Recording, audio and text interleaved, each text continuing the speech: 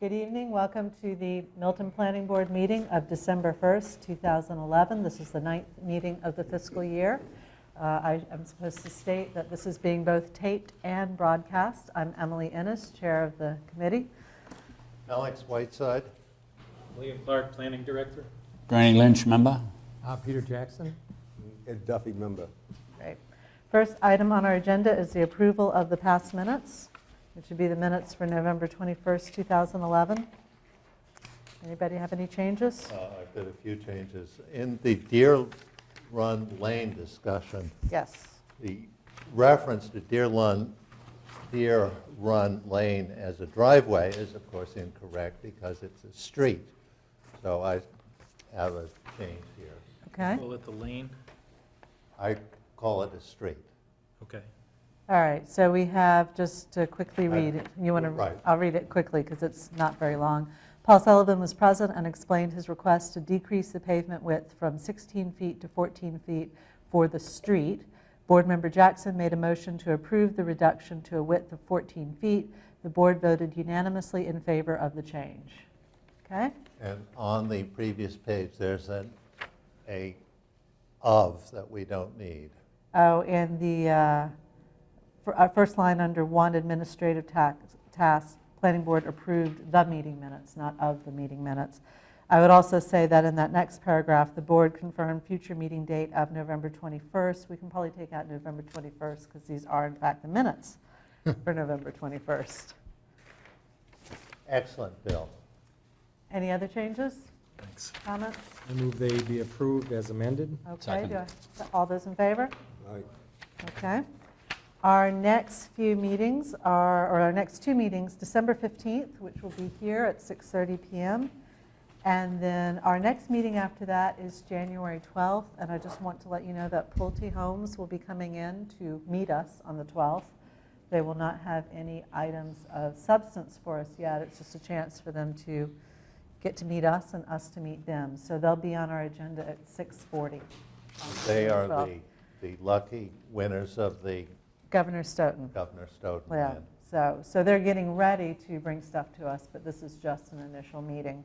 So, next item on our agenda is Citizens Speak. Now, we do have a public hearing at 6:40 p.m. for 131 Elliott Street. So if anybody wishes to speak to that, I just ask them to hold their comments for another 6 minutes. I would also like to say that the proponent has requested a continuance until December 15th at 6:40.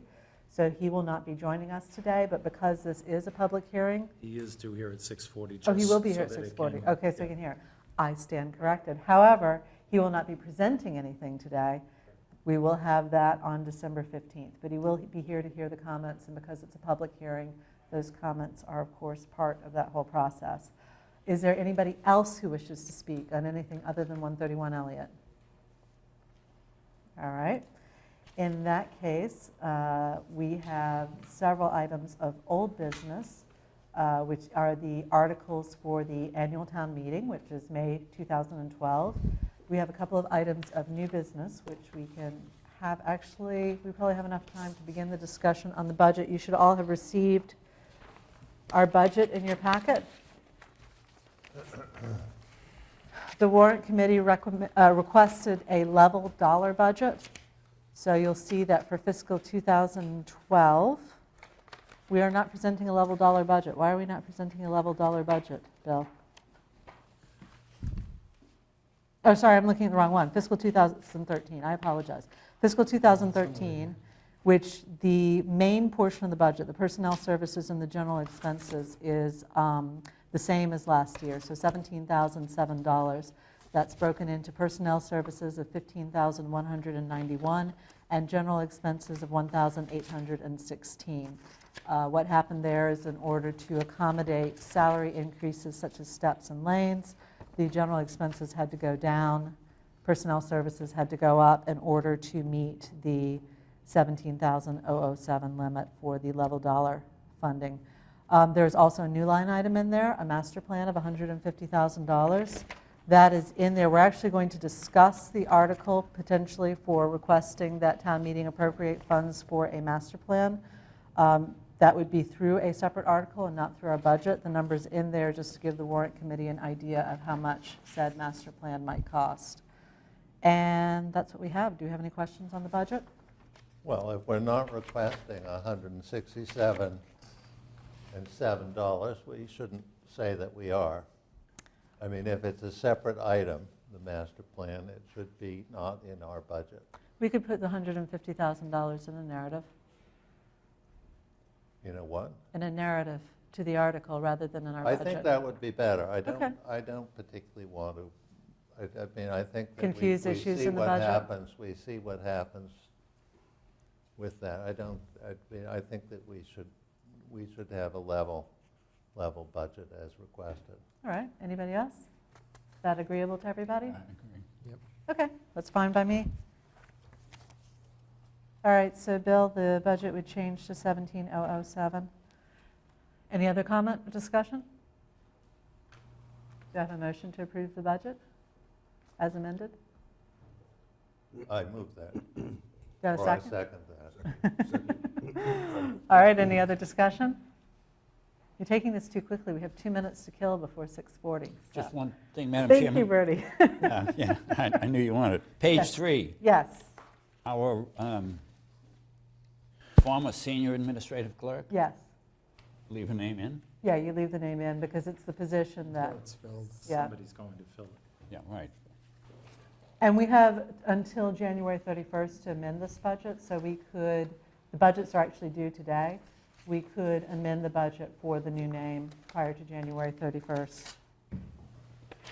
I imagine the intent of the warrant committee was in their budget tables in the warrant, they would carry the old budget, the 17,007, and then there would be a separate item in the warrant to fund a master plan. That's correct, it would be Yeah, an so it article. shouldn't be in this budget. I agree. I just put it in there so that we'd have something to Didn't discuss. forget to talk and- about it. Yeah, exactly.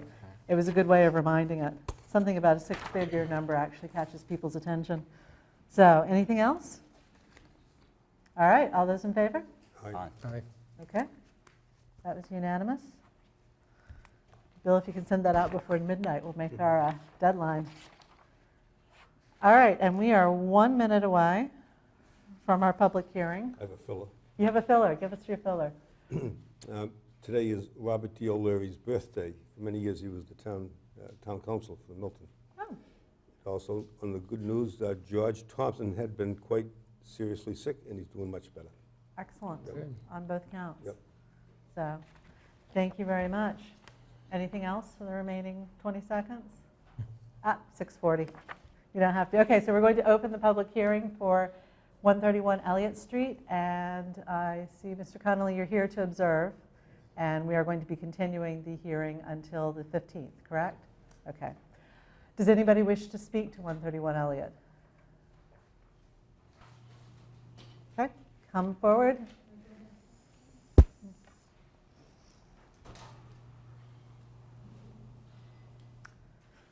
Please join us, and your name and where you live for the record, please. Good evening. I am Cheryl Tugayas. I live at 660 Canton Avenue. I came to this board in the spring following some review of the plans that had been submitted and had submitted some comments via email and in person at one of the meetings. And I've been following it through the media and through cable since, so I decided it was time to come back and provide some further comments in person.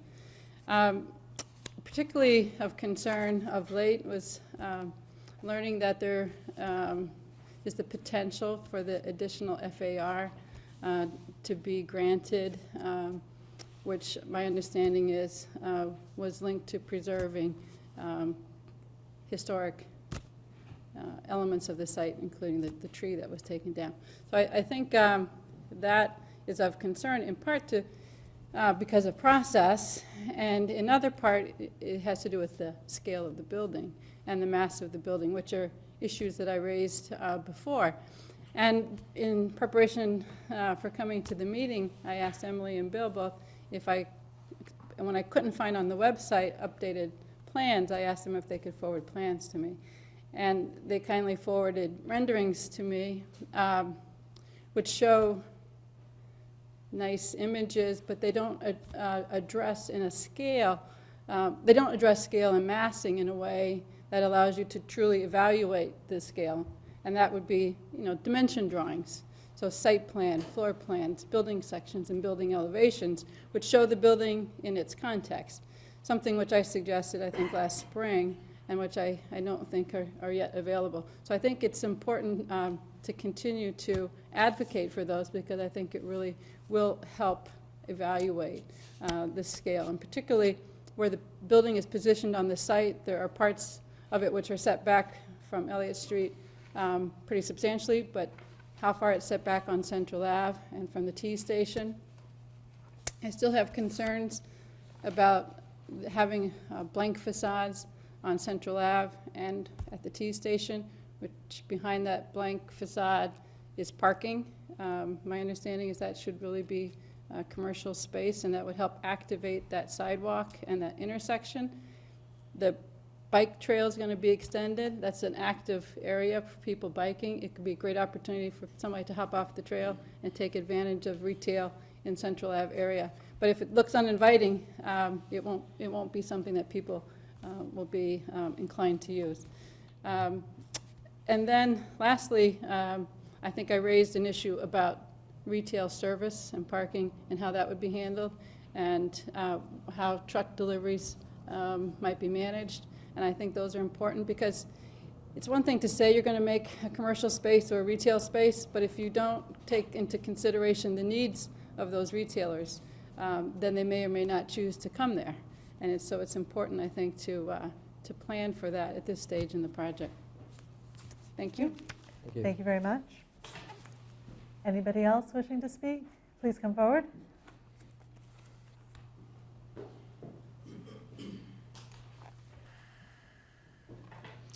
Hi, I'm Ellen Denoyer. I live on Capon Street, and I agree with the things that Cheryl has mentioned. I have also been here at previous meetings, and I was particularly dismayed about the fate of the tree. I've sent a letter to the planning board, which I believe you have received today. Mm-hmm.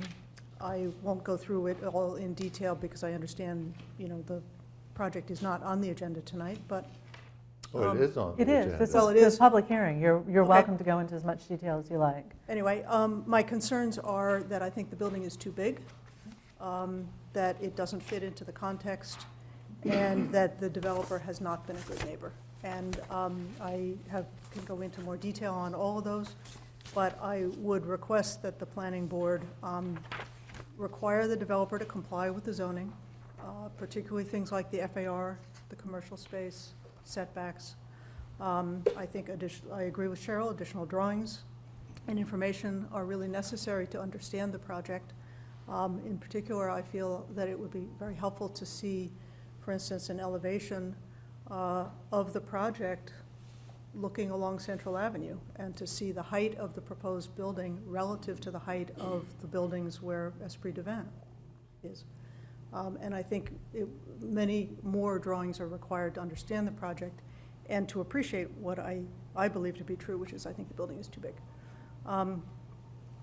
And I think that the approval of the project should be contingent on improvements. I don't think it's sufficient the way it is. I understand it's been a long process to date, but I think it needs to be, at the rate it's going, a much longer process to get to where it should be. And I also think that approval of the project needs to be contingent on addressing issues with the existing building. And I think the condition of the building is deplorable. I think for anyone to own that building and let it deteriorate like that, and at the same time come to the town requesting approval and consideration of a proposal, I think it's just despicable. And I think it's a very, very serious public safety concern. And I dread having to walk by the building this winter with uncleared sidewalks. And I really feel that that needs to be an integral part of the discussion, that the condition of the building, the condition of the site are just unacceptable. And I don't think a developer who wants to do a project in the town should behave that way. So, thank you very much. Thank you. Thank you. I'd like to say we've received another letter, which should be in your packet, speaking in support of the proposal. I certainly appreciate, as I know you do, hearing from the public, and it's great to receive emails, and I've also seen comments in the paper. It is vital at this stage of the process for people, both for and against elements of the project, to come in and have their comments recorded in the public hearing process.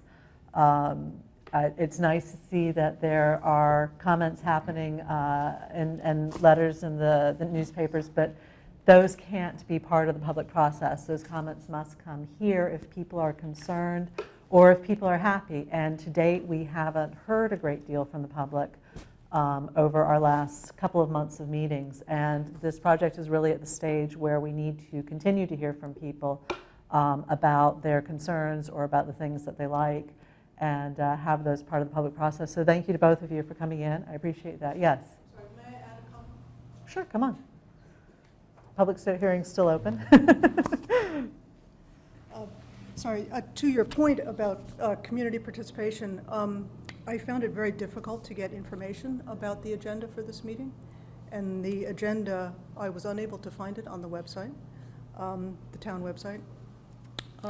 And I asked Diane Colligan to send me an agenda. The agenda she sent me did not include this project. Oh. It Well, is that's odd. different than the agenda I see people, right. It was different than this agenda. Okay. And that was as recent as this morning. So, The agendas in our packet last night had this on the agenda, so I don't know if she's working with an earlier version. Pete, you had a problem finding on the website, and It she wasn't sent you on the to a town link. clerk's website. I wonder if it was even posted. it was not on the town clerk's It wasn't on website the today. town clerk's It's- website. It was It's posted. posted on the town's website in the calendar page. And It's when gotta you be click on it, posted there's, on the town clerk's website. No, it had to be, she went to Jimmy specifically to ask, and he said he found it in 3 different places, and that was enough. the date was there, Right. but I can show you printouts of what I found. And this is the agenda that you find when you click on the Right. calendar today. Okay. I know that So, because of and I, Pete's email, she went downstairs, checked with Jimmy, and he came back and said, And I can show you the agenda that wasn't- she sent me this morning. Okay. It's very difficult for the public to Is participate Jimmy under in? these circumstances. So, yes. His wife passed away, He was here. which we should have acknowledged. All the other boards have acknowledged. We did, thank you. We'll acknowledge it more Okay, formally in good. a bit. I And, apologize. yeah. and I guess, and obviously I'm very sorry about that as well. Another concern is that people who are interested in learning more about the project, the most recent minutes that I could find on the website are from June 23rd. They haven't been being updated? So Well- as a person who has to write some Right. meeting minutes myself, I know it's difficult to get around to them. We'll check into it. Our clerk is actually transitioning to a new position, but we'll check into it and see what Right. the I mix of it. think- Thank you for bringing I it to our attention. then. applaud you suggesting that the community should be more involved. Right. As a very motivated person committed to coming this evening, I found it extraordinarily difficult. Okay. Thank you. I appreciate knowing that. So we need to look into what the issue was, because if they weren't properly posted, we can't be meeting. We are, The posting was right, but maybe that it was in particular 3 item different was not places. right. Okay. It wasn't on Jimmy's sheet, it was on the town's, it was here in the book, it was noticed someplace else. Is it on the TV down in the hallway there? That's Jimmy's, that's a direct line to Jimmy's machine. But we, That Because has that's to, the it has to, that's the official, it has That's to the be on Cited there. the official posting. I Yeah. asked her to go and check, she came back directly from Jimmy and said, no, it's all set. And that's when she sent Oh. the email to Pete, and she didn't send it Yeah, to you? she sent it to me, I saw it, yeah. all right, well, it Anyone was, it challenging wasn't what we're all doing? set, I and mean, we we want can't- the public to get notice. If there's if potentially anything we do tonight is just informational. No, We- I we don't think can't- so. Well, I one think person's it's already simply the questioned it. 131 Elliott Street may have been informational. Well, no, I The understand. meeting No, was posted, it's, thank you, I'll and take and the it. agenda was posted, but it just didn't have 131 Elliott on it. If the meeting and the agenda were not posted on that rolling Sure. thing we have, we're not posted. That's right. Well, then what you're doing is you're going against what the town clerk said. He said he found it someplace else. Okay. In future, on well, the town's website. it's, the town clerk's responsible for making sure it's posted. So He's if the he's one who saying made it's the posted, comment. it's posted. However, I would say just to You have cover Kindle, ourselves, yeah. hang on, You have- Bernie, Anyone have it? hold on. If, just to cover ourselves tonight, we can't take, other than our minutes, which we've already done, and our budget, which is going to be problematic, we'll revote our budget at the next meeting just to make sure, and we won't take any other votes tonight. And we can revote our minutes. We can revote our minutes if necessary, but we won't take any other votes tonight. So it's all informational. It will all be informational. We don't have any other information, I mean, we don't have any votes that we have to take on 131 Elliott, so that's fine. We've accepted information. Well, We won't take any other votes. We may want to do something about the zoning, but we can discuss it, I Well, we guess. can always vote it at our next But meeting. it as long seems as to it's- me the meeting was posted and agenda was posted, is that right? It is, but under the new open meeting laws, it has to be the agenda that we're actually discussing. You know, we can't, we're not actually allowed to discuss anything. What does that- the agenda that was posted say? Does it have 131 Elliott on it? You don't have it The in one front that- of you. The one that I gave her is the one that you have. Okay. How she found another one to send out that doesn't have it? What do I we don't have know. on, what was on the, Can you, actually, can could we take a look at that to see what, What's on it? I? Thank you, Eddie. When I forget I'm clicked- wired. When I clicked on the Thank you. link at the calendar, the date was there, but there was no agenda. There's no agenda at all. And when I clicked on the planning board website, agendas, there was no agenda. And this is And- printed out as of 4 PM? This is when you It was at printed 4 out? p.m. 4 p.m. That was coming from the calendar. Okay. I also looked at the town clerk list of 31 pages, and it was not there. Okay, It was not there. That's what it should be. yeah.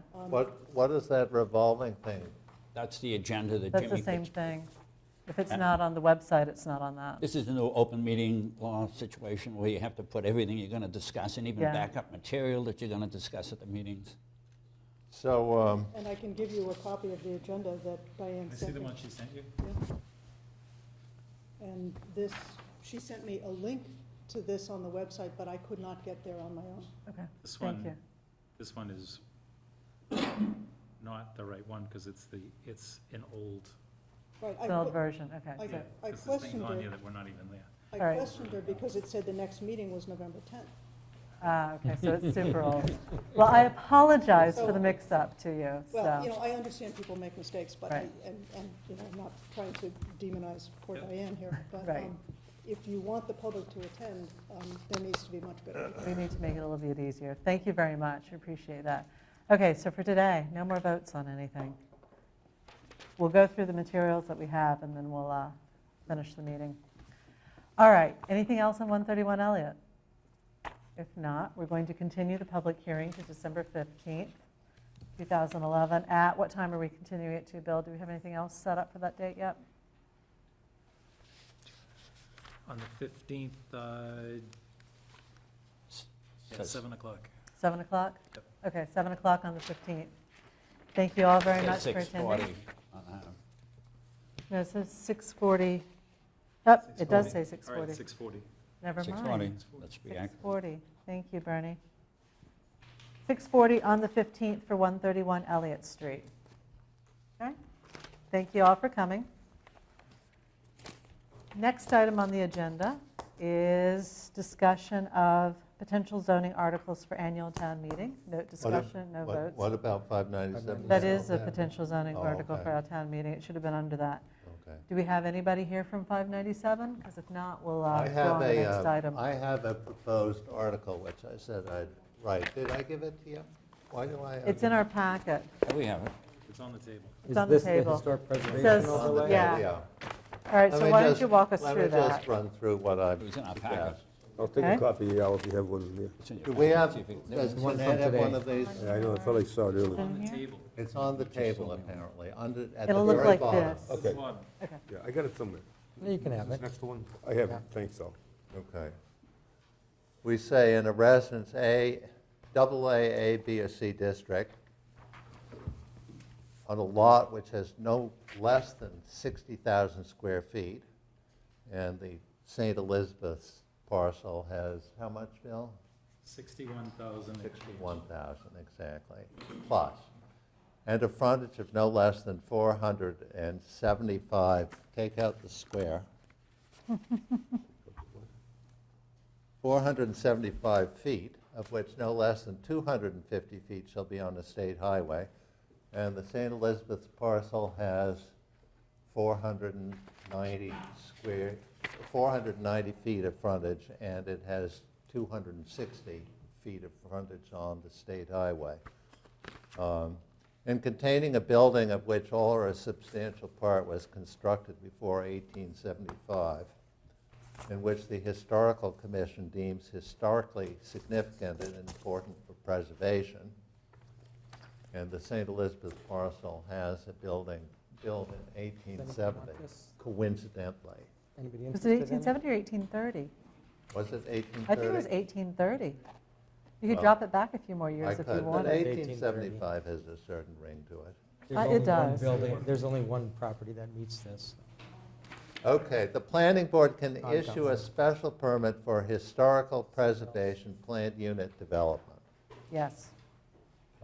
We say the use of the the zoning says the use of the property shall be residential, and the minimum number of housing units shall be computed by dividing the total square footage of the Maximum. lot, the Maximum. maximum number of housing units. Very important. Right, the maximum number of housing units shall be computed by dividing the total square footage of the lot, exclusive of wetlands, by the minimum square footage for a lot in the district. And I mentioned what the lot sizes in the various districts are, and for the St. Elizabeth's parcel, it's 7,500 square feet, which divided into the 61,000 comes out to 8.25. So this would permit 8 units on the St. Elizabeth's parcel. It says there shall be preservation of open space along the streets providing frontage, and that the open space shall be a landscaped area providing a significant public amenity. It goes on to say that the historical building on the lot shall be substantially preserved in a manner deemed appropriate by the planning board with the advice of the Historical Commission. There's a provision for parking, no less than 2 spaces per housing unit with some guest and service parking. How are you going to define guest and service parking? I didn't want to say a certain amount of parking. I wanted to minimize the parking because, as you pointed out, Reedsdale Road is a wide street. There's plenty of people who park along And there are Reedsdale. people who park on it. So Okay. I didn't want to provide for a ton of parking, Right. but I did want there to be some Okay. guest and service parking. Yes. Before we go through this entire thing, I'm a bit concerned that we're calling this a historic preservation planned unit development, when the notion of doing historic preservation and having a zoning provision that allows it and encourages it, I think is a great one. But by using that to rezone a single parcel of land, I think we're missing an opportunity. I think, for example, of the Boyle estate, we would have loved to find a way to have an opportunity to redevelop. In fact, it'll come to us again since Right. it's been withdrawn. And I think if we seriously want to use zoning to encourage historic preservation, maybe we need to write a bylaw that is more than for one single property, but kind of can be flexible when there's a historic property we want to deal with. The Boyle Estate is on Brush Hill Road, Right, it's not a state and highway. it was built after 1900. No, I understand that. And it is a big old house that was badly damaged by fire. And when we were discussing the subdivision for it, there was a discussion of a cluster development. And as you may recall, the neighbors were not significantly in favor of providing additional units for a cluster development. this is, you're absolutely right that this doesn't fit more than one parcel. But I'm not sure that, I mean, I thought about the Boyle estate.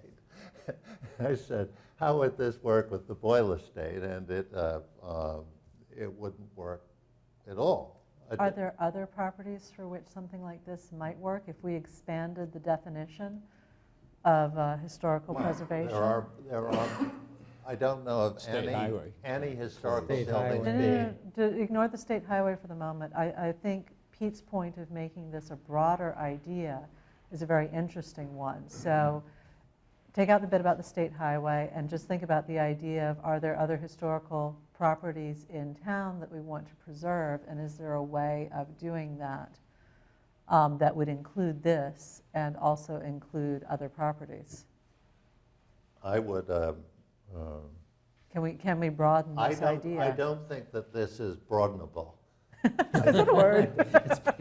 I think, I really, I mean, this is designed to provide for that lot that they want to do something with, and it's an attempt at an accommodation between the 12 lots that they are seeking, which I Right. think And I is think far It is. too more. I think that it does that well. It Yeah, does oh, give- absolutely. It does give an incentive to use the PUD and save the building because there's additional units, and I think that's. And it just seems to That's me that, commendable. given the fact that it is December 1st, We have to move this. and the zoning needs to be moved, and I think doing something more cosmic would be difficult. We can always keep it in mind for a later date. I mean, it isn't that we can't change this or add to it at some point if we, come up with another building. I don't think the Boyle estate, for instance, it's been burnt out. It's a tough one.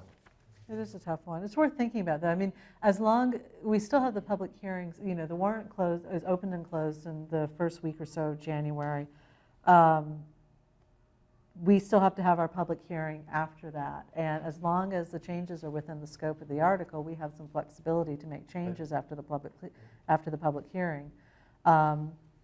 Just what do we want to work within and making those changes? As Pete says, skimming this through, Well, then again, have a chance to look at the meeting. It looks good. If we were to Yeah. be able to identify Other properties. other properties, maybe we could do something. But Okay.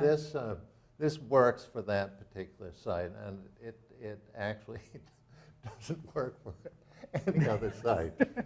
Chairman, maybe the Historic Commission might have a list of properties that they would like to see further protected like this, so they could present that to us, and I was going to say that's a really good idea, and that they're the the experts, we're not. Historical Commission and, of course, the obviously society. the proponents need to see this and comment on it at our next meeting, not just see and comment on it. They have to comment on it at our next meeting, because we need to vote this before the holidays. Okay, let me Breeze through the rest of the provisions. breeze. Yes. Planning board actually meets December 12th. Oh, did the So we selectmen could- change their date? What's the 12th, right? Historical Commission? Oh, Okay. So they Okay. can, So I Right. minimized the parking, 2 spaces per housing unit with some guest and service parking, just because I'm not a huge fan of parking, but there needs to be adequate parking. I would have done no more rather than no less. Outdoor but- surface parking shall be appropriately screened from adjoining residences and the public street, so that if they put the parking along the open space, it's got to have, It's got to be screened. it's Okay, got to be good. screened. The driveway system, attractively designed, provides safe and convenient traffic circulation without a lot of light overspill onto adjacent lots.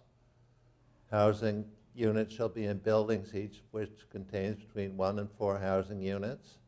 Each housing unit shall have a yard. All buildings shall be attractively designed. The sides and rear shall be given the same amount of care as the front.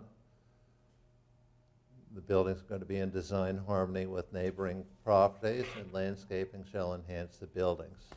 No more than 35 feet in height, 35 feet from the street, at least 30 feet from the adjoining lots. And these are the houses. And then I say accessory buildings, including garages, shall not exceed 18 feet in height and shall be set back at least 35 feet from the streets and 15 feet from adjoining lots.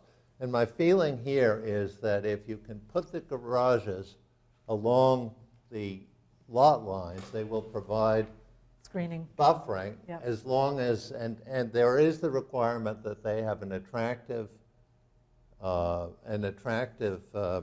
presentation, that they're designed attractively, the backs. And then there's a further requirement here that the 15-foot buffer be landscaped so as to provide additional screening. Okay, good. Underground utilities, light overspill from exterior lighting shall be minimized. Then we go and discuss the site plan, which has, I think, everything we need. And then we have the ability to grant the permit if we find that it can be granted without substantial detriment to the public good, without substantial derogation from the intent and purpose of the bylaws, with such conditions and limitations as may be necessary to safeguard the legitimate use of the property, health and safety of the neighborhood, and as may be appropriate to secure the requirements of this subsection, creating an attractive residential development with public amenity and substantial preservation of a historical, it should be an historical building. I was going to say. Yeah, exactly. So that's it in a nutshell. And if people have comments, let me know about them, because Ed, No, yes. there's no bonuses here, Al. what? There is a bonus. There is a bonus? This is a 6. They could, the frontage, By right, they've got there's enough 6. frontage for 6 units. Right, by preserving the And building. this would permit 8 units. Okay. So it is a 2-unit bonus. Any other comments? We just got this evening, so I'm Right. sure there'll be additional discussion and Yes, specific absolutely, provisions. yes. The one thing that I do think is a bit limiting is requiring a 30-foot setback from adjacent lots. I think on this lot, that really kind of constricts options. And so We could reduce I it. think we should review that. Bill, is the dotted line the building envelope? What is the dotted, or is it Those just are the the current? parcels. What we No, can do no, I is know oh, I see what you mean, yeah. draw the lots with the various setback It would happen, possibilities. it'd be helpful to know what the building Because envelope that's, is. Yeah. I picked that out. and According to I was thinking garages his and then stuff. buildings sort of Yeah, more but it's towards hard the to middle. design in words like this. Like if you were doing a 4-unit townhouse, you might have the parking underneath the Right. building, in which case, Exactly. So I think we don't Okay. want to constrict the design of the site, but, those are Yeah. things that we can amend. I think the notion of using this to create both an incentive, and an opportunity to develop the site, an incentive for historic preservation, and an opportunity to develop the site in an attractive way that, that very well might attract a developer to invest in it, I think is a good one, and that's going to achieve some of our objectives. We talk about open space preservation, and there's not a lot of criteria related to how the open space works, and that might be some language we want to add. But I think as the beginning of a discussion, Yeah. I think this is a good approach. Ed? My question now is more that there's no bonus beyond the 8.25. No. So then to get to Pete's point, there's no incentive them to give us any extra open space. Well, there is, because it's part of the bonus. You get the extra units if you do the green space along the frontage and the historical preservation. Should we The amount of green space is not defined, though. Right. Yeah. That's my I point. think that's something we might have to work on a little Right. bit more. Well, What constitutes? I said no, it isn't defined. Okay, that's I fine. said the open space shall be a landscaped area providing a significant public amenity. And it is squishy, but it's something we can determine. Perhaps one more unit if they give us the bonus space, the open space which we would like to have. Well, I think we should look, I think that I'd like 8. I like A too, yeah, but I also want to preserve as much of the front as we can all the way around. So think about that. All right. let's have a thought about that. I'd like to define the parking a little bit more, and I think our design, either guidelines or standards need to be tightened up a little bit. Okay. So, but I think it's a great, it's a great framework. amount of work. It's an Yes, excellent yeah. framework. Thank you, Alex, Okay. for I doing agree. that. I agree, and they should adopt. Okay, so we'll take that up again. If nobody else has any more comments, we'll take that up again at our next meeting. So, Bill, you didn't get a chance to print out the, oh, no, you did. Okay, so, Town of Milton Planning Board, it says PB discussion, December 8, 2011. Accessory structure. Oh, no, that's home occupations. Did you not do the accessory structure? No accessory structure. No accessory structure. Do you want to talk about what we had? What we discussed Thought? was, Yeah. This is the one that And then goes we'll do the back next to two. Mr. Prondak's comment about pool filter, pool Gas filters, generators. generators, air conditioning units, other accessory structures. And what we do not have here is accessory structure definition. So my comment when I was discussing with Emily was, under definitions, we put in accessory structures. And then we can list what those accessory structures are. Well, Big list. there are a million things. Right around Gazebos, lawnmowers, maybe. Gazebos. But Dog houses. Fountains. are basketball dog nets. houses significant enough to consider as accessory structures? It's too small. Yeah, that's what I thought. Footprint is not. So the idea would be that we would add things like air conditioner compressors, pool pumps, generators, the things that we've been Swimming asked pools? about to the definition Pools are already of in there, accessory so- structure. But they're not, I mean, we don't have a Is it a definition structure? of accessory structure, do we? No. Well, That would be the I idea. think that what we say is somewhere else, rather than trying to define what an accessory structure is, we simply say that these things are accessory structures. We could do that Which, too. which means that we don't have to define everything. It simply means that, Accessory structures include blah, blah, blah. But not limited to. well, no, Yes, what I'm exactly. saying is this. I mean, we have a provision in the zoning saying accessory structures shall be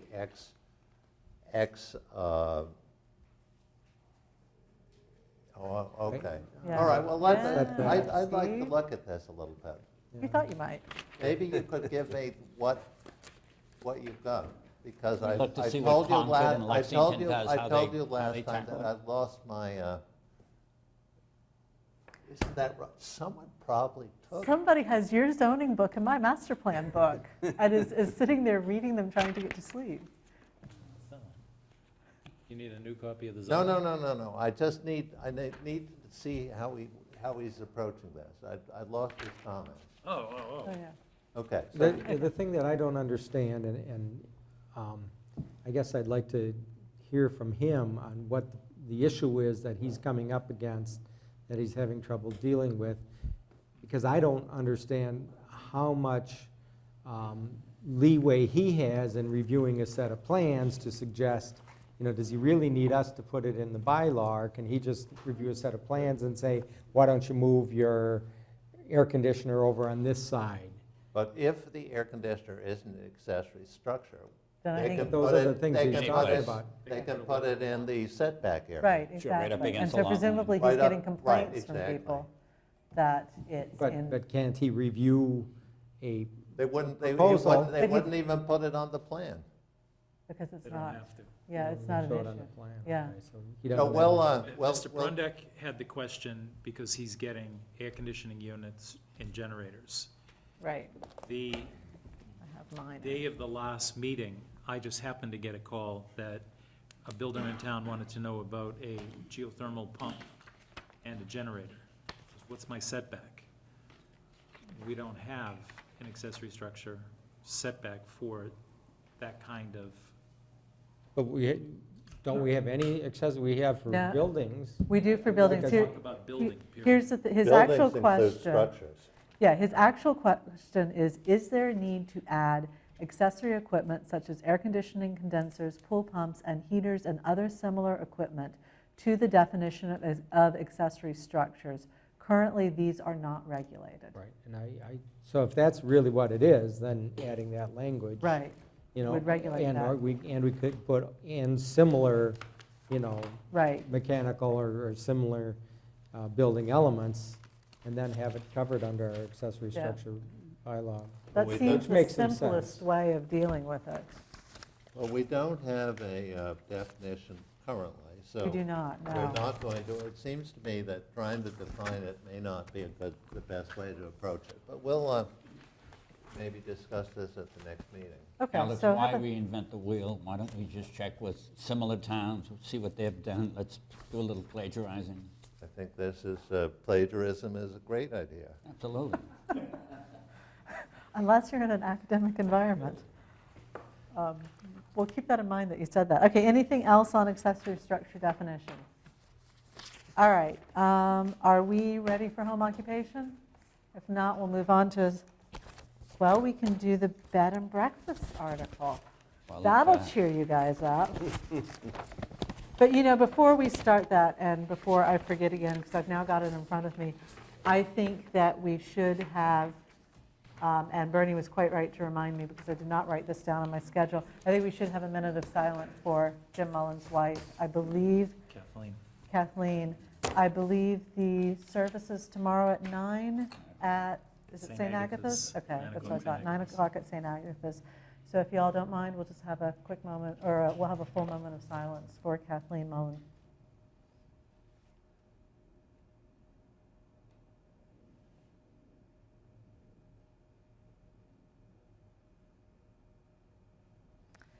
And I'm sure we all extend our deepest sympathies to Jim Mullen. Just a little background. Kathleen was a teacher in the Milton school system for 30 years.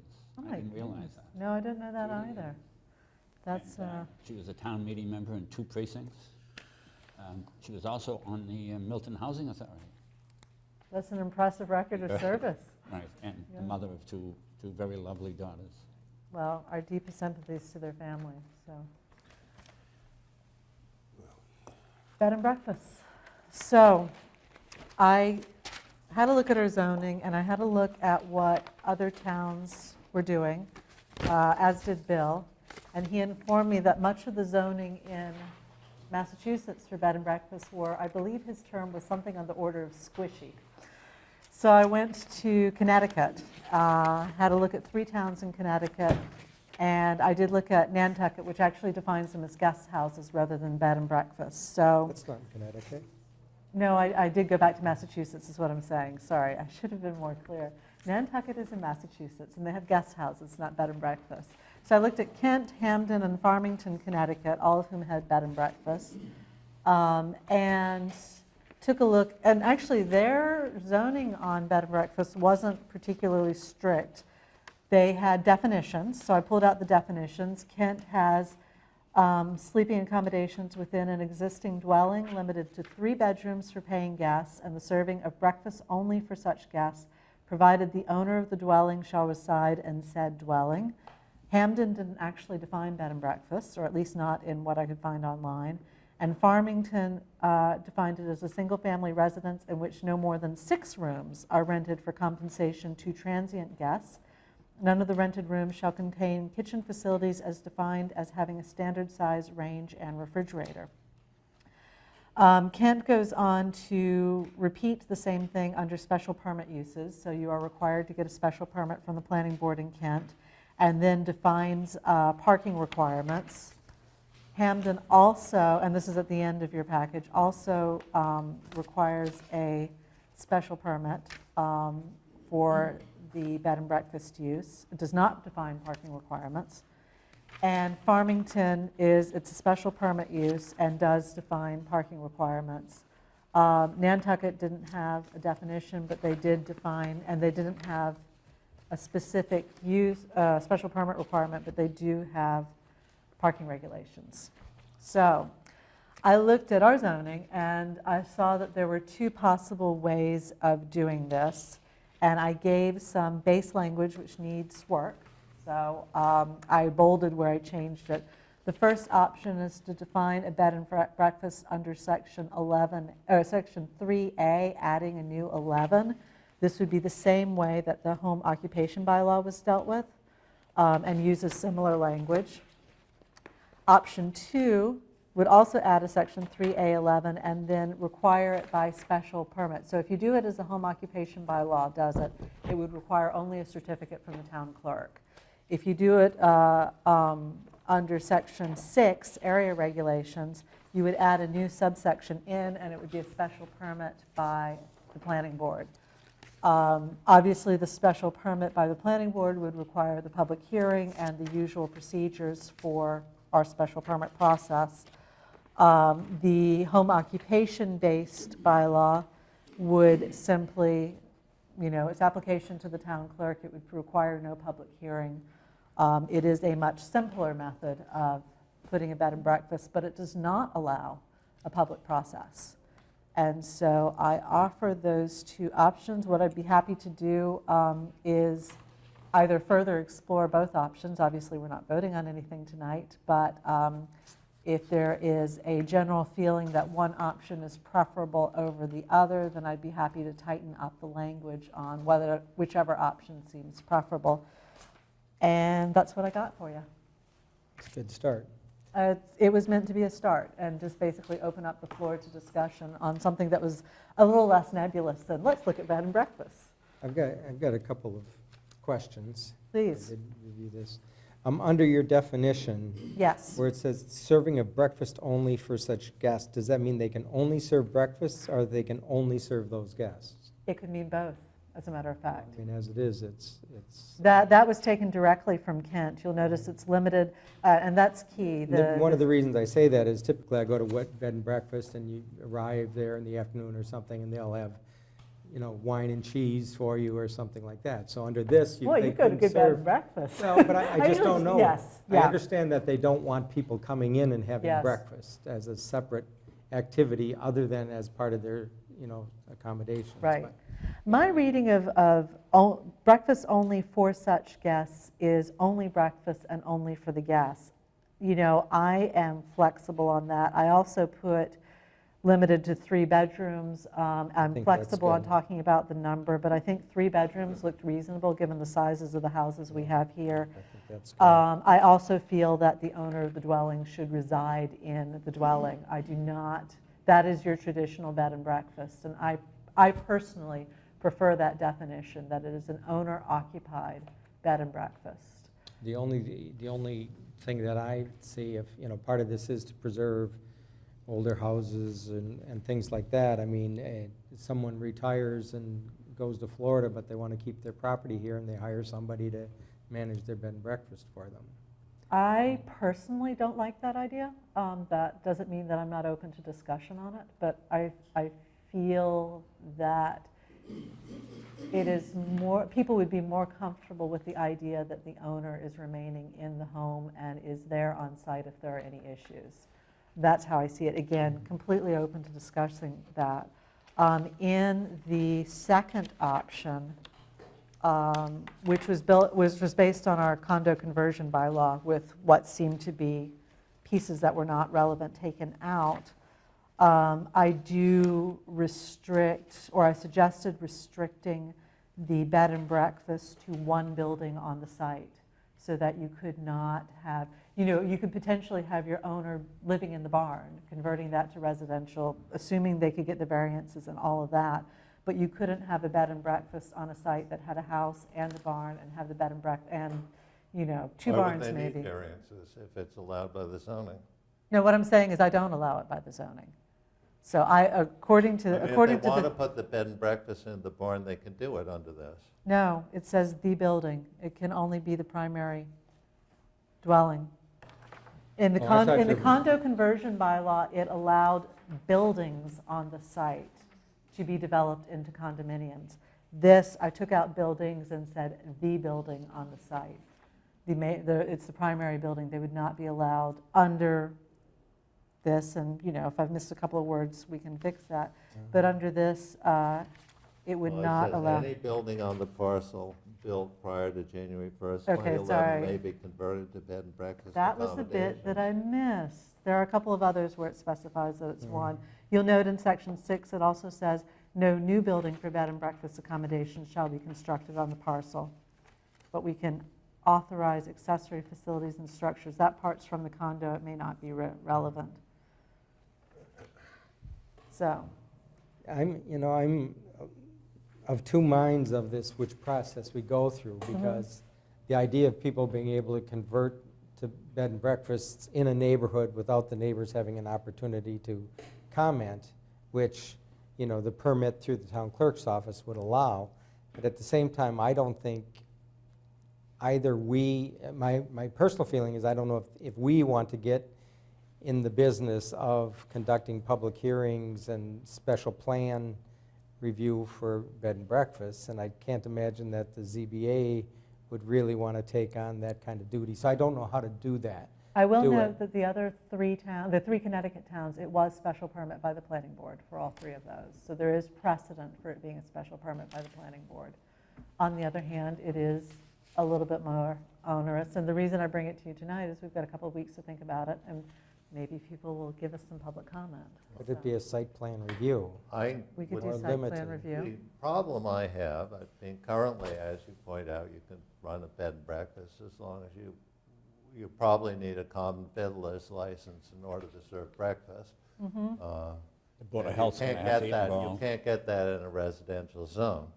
So you probably can't conduct a bed and breakfast. But as you know, only temporary signs are allowed in residential areas. And the sign review committee, this basically says the town clerk can allow 20 square foot. 20 signs. square foot signs anywhere in a residential zone. And I personally would be offended and horrified if my neighbors or the people across the street did that. And I wouldn't like it one bit. We can And reduce the sign to, well, no, 1 foot by. Once yeah. again, if this is going to be put out there to attract people, transients to come in and, sign. Tourists. What? Tourists, yes, Tourists. tourists. The stagecoach. We're Or we're talking about parents coming to watch their children It could be, graduate. or it could Yep. be drug dealers looking for a nice place to deal their drugs from. I don't Come think on. drug dealers go to B&Bs. Well, where do you think they go? Well, usually motels. Do you know that They're they a go? little, motels are a little more I know, anonymous. but I see your point, it Alex. seems to me that you are just opening up a commercial activity in all the town's residential zones. And we have been, St. Elizabeth's, the people there say, we don't want commercial. And the people up at Temple Shalom, we don't want commercial. And this seems to me just opens up commercial uses throughout the town anywhere. Question number 30 on our master plan survey. In existing large houses with adequate parking where the homeowner has more space than is reasonably needed for the household, should the town allow the following?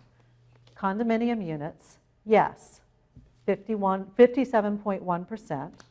Rental apartments, yes, 38%. Bed and breakfast, yes, 58.3%. Did they sign? Did anyone sign? And Some people, and most people did anonymously. There are a couple of Anonymously. signatures. Yeah. 501 people out of the 680-odd people answered that question. Of the rest, no was, for bed and breakfast, no was 32.2%. No opinion was 9.5%. And out of the 501 people who answered the question, 494 answered that. That is statistically significant. All I'm saying is if there is reasonable interest, I bring it forward so we can see if people are actually interested in doing this. it's a way that older people could probably afford their house, to keep their house. Well, this is a consideration, especially in this economy, is it would allow people to find other means of getting income from their houses. Now, I will note that our current Section 3 use regulations, B, accessory uses in residence AA, A, B, and C districts. 1, in residence AA, A, B, and C districts, the following are hereby declared not to be accessory uses within the meaning of the bylaw. E, the accommodation of or renting space to more than 3 lodgers, boarders, or paying guests. So the question is, what about less than 3 lodgers, Or 3. boarders, or paying guests, or 3? It almost So, looks like we're you could. actually, it's nebulous enough that people could be doing this. Now, as Alex points out, they can't be serving breakfast because they can't get a license within a district, within a residential district Why for can't serving I invite breakfast. an overnight guest to breakfast? I mean, it's my Well, you house. totally could. That's not the issue. This is the renting space. You don't rent space to your You know, guests. how I do hope they- you don't rent space How to do they your do it in guests. Cambridge? And how are they doing it in Brookline? Are they doing it? Bill, which Again, why don't we towns just did look you? at their bylaws and see how they're doing it? Which towns did you check? I know you checked Martha's Vineyard, which has 5,000 guest B&Bs? houses Glad you said Nantucket having guest houses, because that is how they do it without it being Bed and being bed and breakfast. Interesting. and that may be how the others are doing it, calling it. Guest they're calling houses. it something else. They're not calling it a bed and breakfast. Okay. Let's so look we at their should go back. bylaws. That's- Lexington, I talked to someone there, and they apparently allow bed and breakfast, and I'd be interested to see how they do it. Okay, Yeah. so Lexington, what else? We'll recheck Martha's Well, Vineyard. we can plug in a Cambridge, you website, said, what was bed the and other one? breakfasts, such a town. Brookline is pretty, Brookline's probably got a bunch. Yeah. Yeah, and I agree that the sign is too large. I just threw a Yeah, number it in is there to too get large.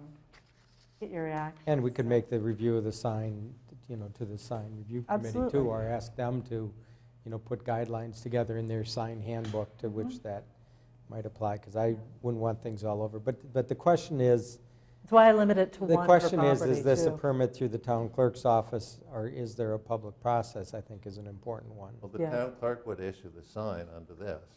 Right. That's what I'm suggesting, is we have to think of whether we want it to be an easy process that anybody can, pretty easily get a bed and breakfast permit through the town clerk's office, or does, to what degree of public review? Right. And if that's the case, what board is going to take on the task of reviewing these things? Well, presumably, the Board of Health would be involved. They would have to And be, the town yes. clerk, I'm interested in how the process would work. In other words, where the disappointed applicant appeals if they don't like the town clerk's decision, how that works and where the appeal goes, and the hearing what the neighbors who don't like this, what their rights are, whether they have any rights. I think this says they have no rights. I think that's the biggest problem That's a with the big town clerk question. approach, is that they do not have, and a B&B is a more intensive use of the property than the home occupation bylaw currently allows. And, I put it in there so that we could discuss it, but I will reiterate that all of the stuff I've seen so far, it's a special permit with the planning board. And that does make it much more difficult for somebody to get a B&B, but it does allow that key public process. So, question for Bill. of course. Don't you have a town planners organization in the Commonwealth? Yes. And can't you email all and ask the question? It's a listserv, yes. Okay, so he's got this information.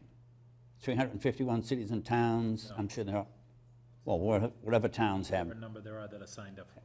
Yeah. Yes. Oh, it's not a Actually- matter. Not everybody. It's not everybody, and actually, Well, I'm on what it a too, resource. so. I mean, Yeah. All right, I know there's lots of bed I and have a breakfasts few out the Berkshires. Specific comments for you. please.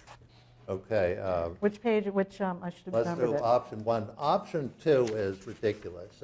That is not Ridiculous. that's the condo conversion. Yeah, well, These are not I took a- condos being created. They I don't took need all the a, they condo don't stuff need a out. master deed. I mean, it says Right. master deeds and all sorts of other stuff. It is absolutely not a reasonable possibility. All right, I'll look for another base. do we have any rooming houses in Milton? No. I mean, All right, do we under, have provisions? have in- any- let's go to option one. Well, do you even want to do, I mean, if I people are don't- saying that they find that the idea of not having a public process is not a good one, then we don't need option one. Unless you're just thinking of using option one I as the think you base. would convert, well, all right, I had some, Okay, no, some give some me your, fun give me your, comments, which, give me your comments, okay. as long as they're not Under too. C, merchandise operations, other signs or other indications of any kind regarding the home occupation it should have shall been not be B and D. visible I from tried cutting them outside out. the, what? It doesn't mean anything. The appearance of the dwelling shall not indicate that there is a bed and breakfast. That's not a home occupation. How do you design a building that, without a sign? No, It the says- sign is allowed. Look, I C, no, I one understand that, exterior but sign how shall do be you permitted, design a one. building that indicates a bed and breakfast is being conducted within it? A little sign out there with No a bed sign, showing no, on the not front. the sign, it's Use it the as a- design of the building that you All right. can't, this says you can't design the building to Indicate. make it look like there's a bed and breakfast in the building. And I was just wondering what the design, You're being pedantic is what you're being. Okay, fair enough.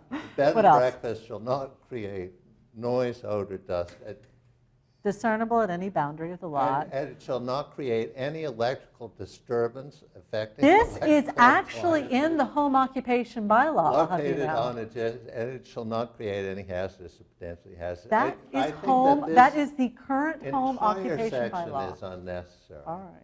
But the one I like Oh, good. most is I. In bed and breakfast, use shall not involve sexually oriented conduct. That is in the current not go home into that. occupation Let's not go into that. I knew you'd like that, that's why I left it in. I knew you couldn't resist. All right. Yeah. So let's, I think we need to look at some other communities, because I personally like the idea of somehow allowing bed and breakfasts in town, but how we do it procedurally, you know, what protections there are for neighborhoods, and the wording, I think, is still got work to do, but I think some others do it, and, you know, maybe we can find a model that suits us better. And I appreciate that. I will say that I was actually astonished from these 3 towns in Connecticut at how little regulation there was. You know, when I was thinking of all the questions that we had brought up and talking about this before, and the issues that we've been bringing up, and how to keep people from staying so long that they became boarders rather than people going to B&Bs, bringing up signs, so forth and so on. When we look at other towns, their regulations aren't nearly that detailed, and I thought that was fascinating. So I overregulated because I was trying to come up with, you know, use the 2 bases that we had and try and address the things that I remember that we brought up before, but I just will say that there was precious little regulation in these other towns, other than allowing it in use, and I thought that was fascinating. Goes back to your comment about some of the towns being kind of squishy on there. Well, you I know, asked this question last time of the listserv. There was no reply from any community. There were a couple of people who made a comment and said, you might look at, and, Well, they're under the radar then. Yeah, They're under the radar. which is when you go back and look at the stuff in Connecticut, why there's so little. It's, Maybe we and you just look at our be under home the radar. zoning. Live free or die. yeah, but if you let them be under the radar, you can't tax them, Pete. well, but, you know, if that's really the objective, I mean, that's. It is not actually That's the the thing I objective. commented the most on this, when you say, you know, that the purpose is to generate tax revenue. That was the condo I bylaw. That's mean, actually what but our where condo would- conversion You know, in a bylaw. bed and breakfast, where would the tax revenue come from? It's either the permit fee, Mm-hmm. you know, or it's some kind of increase in the real estate tax, and is that based on it becoming a commercial property or something like that, or it's a hotel tax? But we don't really, you know, there's really no actually- way that, Yeah. you know, other than their permit fee, we don't have a revenue generating. Actually, the property tax is an interesting idea. I don't know how they'd be taxed, Right, no, property. I I don't don't know if think it'd we be wanna get residential. into if they'd that. be- I don't think we I do mean, either. that was the Probably objection not. to one of the objections to the home occupation bylaw, and why a lot of businesses didn't sign up, is they feared that this was going to lead into some kind of a tax classification for home businesses, and Although that's why we've- nobody signed up for it. well, the I Board signed of up for Health it. is going to Yeah. incur some significant costs They would be able to raise fees, Inspecting though. and things like For that. inspect, there would be inspection Right. fees. And there would be a hotel tax. The town would be able But to it's collect a not hotel to generate tax. tax revenue. I mean, maybe it No. is, a little bit to offset some of this cost, but that's, I think whatever. one of the interesting things, and the things that you're calling out, that all of you are calling out, is what's currently in our bylaws that I left in, that you Yeah. guys are noticing. Yeah, It'd be an interesting idea to review some of those bylaws over and I think time. there's too much in here about automobile parking. I mean, we already have regulations that you can't park on the street, so Right. they've got to have enough space there to Well, accommodate. but the regulations should state that they have enough space for off-street But for parking. and then example, we should make you're that saying for- 2 parking spaces plus 1 per room. Well, if these are located near a transit stop, and if it's a single owner Mm-hmm. that might, things like that. So I think, our regulations that say no overnight parking on the street, probably address the parking issue. But again, in our 3 towns that we looked at, Nantucket not having that much on their regulations, parking was one of the few things they actually did regulate. And again, I thought that was interesting. Not appearance, not much else. I mean, they mostly relied on their definition of what a B&B was to regulate it, but the things that they were specific about was parking. So again, just putting that out there for comment. So, all right. Anything else on B&Bs? Because if not, Yes, yes, yes, Emily, please. just a few things. Uh-huh. I prefer to have the permit be issued by the planning board and not by the Okay. town clerk. On page 1, it says bed and breakfast shall not allow cooking or perishable food storage. I think a microwave oven should be allowed, and also a small fridge, maybe 5 cubic foot fridge. Okay. And then, Emily, on page, I should have numbered these. I'll do it next time. yeah, on page 5, top, it just says that appropriate provision has been made. Uh-huh. D is deleted. I would put in D, Yeah. the planning board may cause to have a background check made of any applicant. I am not sure that we are allowed to do that legally. I had a job once where I did query checks, and it's very specific who can do query checks and for what purposes. So although I definitely appreciate the idea behind that, Oh, we I'm can- not sure we're legally allowed to do that. Well, if So, it but we is can look legal, into should it. do Okay. yeah. Okay. Those are my comments, thank you. All right. Anything else? All right. So I think the next one on our list, home occupation. Can we slide right into that since we've been talking about it? Happy to jump right in. Great. As per usual, welcome and introduce yourself for everyone. Thank you. Ned Corcoran, 70 Morton Road, here in Milton, and it's been a while since I've been back the before this pleasure. board, so it's nice to be back. And it's nice to have you back, Ned. Thank you. And I just accidentally wore a tie that matches the decor of the new chairs in the That's rooms. very good. You are sharp, You're Ned. tying right in. Good. So I appreciate the opportunity to be here. I have submitted a draft of amendments to the bylaw to allow expansion of the home occupation process.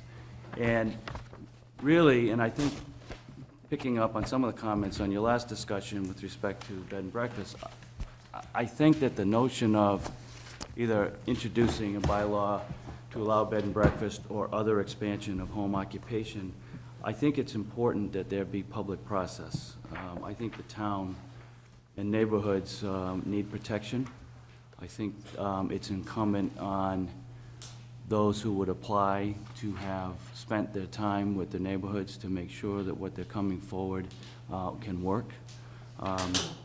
And that whether it's the Board of Appeals or the Planning Board, as the proper hearing body, ought to be able to establish adequate safeguards to protect those interests, and looking at things like traffic, parking, setback, perhaps planted buffers, and things like that to screen impacts that might otherwise exist. So what I've done is, in this case, I've proposed an expansion of the current home occupation bylaw through a special permit. I think my own feeling on which body should hear it probably leans towards this board as an elected board with public process that's televised, as opposed to Board of Appeals which is appointed, and while their hearings are public, they're not as publicly viewed. And so I think that's important. I think it's important for the town and for people to understand what's coming and coming before. So I'm proposing to expand the bylaw to allow operation in more than 400 square feet, to expand it beyond operation within the principal dwelling, because currently the bylaw restricts you to an operation within the dwelling, allow you to use other buildings on the premises or buildings on contiguous lots in the same ownership. There's certainly examples of properties out there where people own barns or large detached garages, and those might be ideal for things like exercise facilities, a yoga studio, things like that. And I think that, those, but the operation needs to be contiguous to the ownership, so that the person who's conducting the business needs to be in the same ownership, and ought not to be able to lease out space for the sake of conducting that, and that the permit would be limited in that way. It would be limited to the operation during the period of time that the homeowner or the property owner is conducting that operation. So, and in this day and age, I can speak for myself, as a wife who actually travels to work, and with kids at home, it can be difficult for two parents to work out of the house and have the ability to work and conduct a profession within a premises that might be, in a separate garage from my example would be if I redid my garage, which is unattached, to allow a law office where I could receive and meet clients that would be more than 400 square feet. That would ease the burden on someone like me or someone similarly situated to conduct a business and use an asset of the property, and do it in a way that respects the neighborhood, and the neighbors understand what's happening, have a chance to come in, comment, and the board would have the ability to establish adequate safeguards. Similarly, exercise studios, particularly there are, and with, in Milton, with so few opportunities or areas to expand business opportunities, difficult for someone, again, someone like me, generally has to look for office space outside of Milton. If there's nothing available, you might have to look outside. That's fine for me. There are, for example, I know people who live in town would like the ability to rely on the provision of service in town without having to move to a neighboring town to either take advantage of my services or exercise facilities or something like that, and do it in a way that's controlled, I think would be helpful. So I've proposed to amend the bylaw in 3 specific locations, all within Section 3 of the bylaw, which defines the use regulations. The first would be to amend Section 3, subsection A, paragraph 6, which defines accessory use, to insert language that would allow, currently the language says, accessory use on the same lot with and customarily incidental to the above permitted uses or to the uses permitted in accordance with the following subsection 7, which I also propose to amend, and not detrimental to a residential neighborhood. I would insert on or within a structure on the same lot or on a contiguous lot that is in the same ownership, so that is a accessory use on the same lot or might be in a separate lot. Just one question on that, if you don't mind me breaking in. A single contiguous lot? So if somebody had, say, a central lot and a couple of lots that were attached to that, would you limit them to using one lot, or would you allow all of the lots to be used? I think I would suggest that the bylaw ought to be as broad to allow multiple use, obviously subject to the notion of adequate safeguards, understanding the impacts, making sure that neighbors and abutters' concerns have been addressed, and if there are issues that cannot be resolved for multiple lot use, then it obviously would be limited. It would end up being more limited by reason of the fact of the process and not simply by trying to By the- artificially oh. determine that it should be one or the other. Okay. I think, different parts of town, it makes more sense as opposed to others. You have denser neighbor areas as opposed to others where you might have contiguous lots that are, not surrounded by other occupants. So, And let me just see if I've missed something that you were saying while I was reading this. What is the reason that you think that, you've got a home on one lot, and you're saying that you own another lot, you somehow should be able to conduct your home occupation on the other lot. Now, why is this? Because your home, the provision was intended that if you have a home, you can conduct certain limited home occupations in that home, and you're suggesting that you be able to do it if you own another lot with another building on it. Maybe your garage is on the second lot, Which is contiguous. which is contiguous, yeah. But So it could need- be a it double- need not be Yeah, contiguous. exactly. Look at These are the St. examples. Elizabeth's parcel, Well, which is what I was thinking of. but a lot is defined as, you can have 3 parcels making up your lot. A lot is basically a separate building lot. And if you own 2 lots, you can treat them as 1 lot. Right? or you can treat them as separate lots But if you they treat are- them as 1 lot, then you've got a lot with 2 houses on it. But you don't need the provision for a contiguous lot. Well, you don't might know if that they I- are separate lots acquired at separate times with separate buildings, 2 separate houses. You might own 2 separate lots with separate houses, and But for a it- period of time, But the second house is not your home, correct. so it would no longer be a home occupation. It would be an occupation conducted in another building you own. Correct, but conducted in a building that I own that is contiguous to the home, the lot that contains the home that I live in. Right. It's not a non-contiguous lot No, or building in another part of If town. it were across the street, it wouldn't qualify, but if it's next door, it would. There's not that there's a significant difference between those 2. There's- But if someone owns a home and they decide they want to open a exercise studio, so they buy the house next door and turn that into an exercise studio, isn't that a commercial use in a residential area? That starts becoming problematic. I'm comfortable, more or less, we can go further into the details, but conceptually, I can understand owning a home and then putting your business in the barn next door, which may or may not Which be is on a part of separate your- parcel. I can figure that out. Owning your home and then putting the business in a second residential dwelling, that I think becomes problematic. So I understand that is, we could limit to an accessory structure, maybe. I would argue strongly not. In particular because I know that there are people in town who have done this.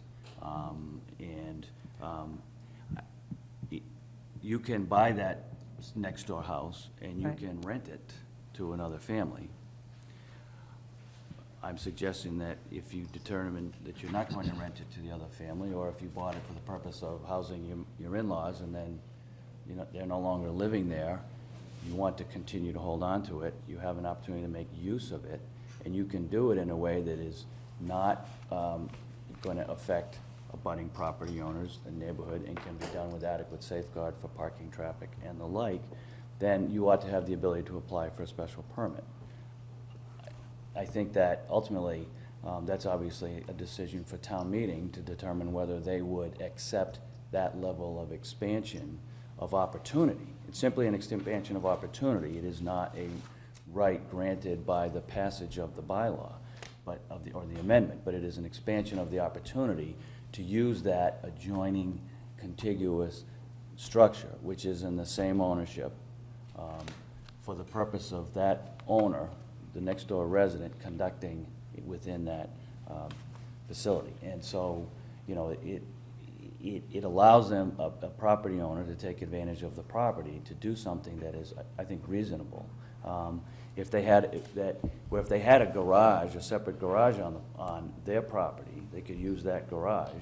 If that property doesn't have a garage, but they do have a house on a second lot that's contiguous, treat it the same way. But there's a dimensional difference between a garage and a house. And there's also a sense of the presence on the street between a garage and a house. I mean, a garage would typically, not always, be set back from the street. And so business use of that garage would be less obvious from the street.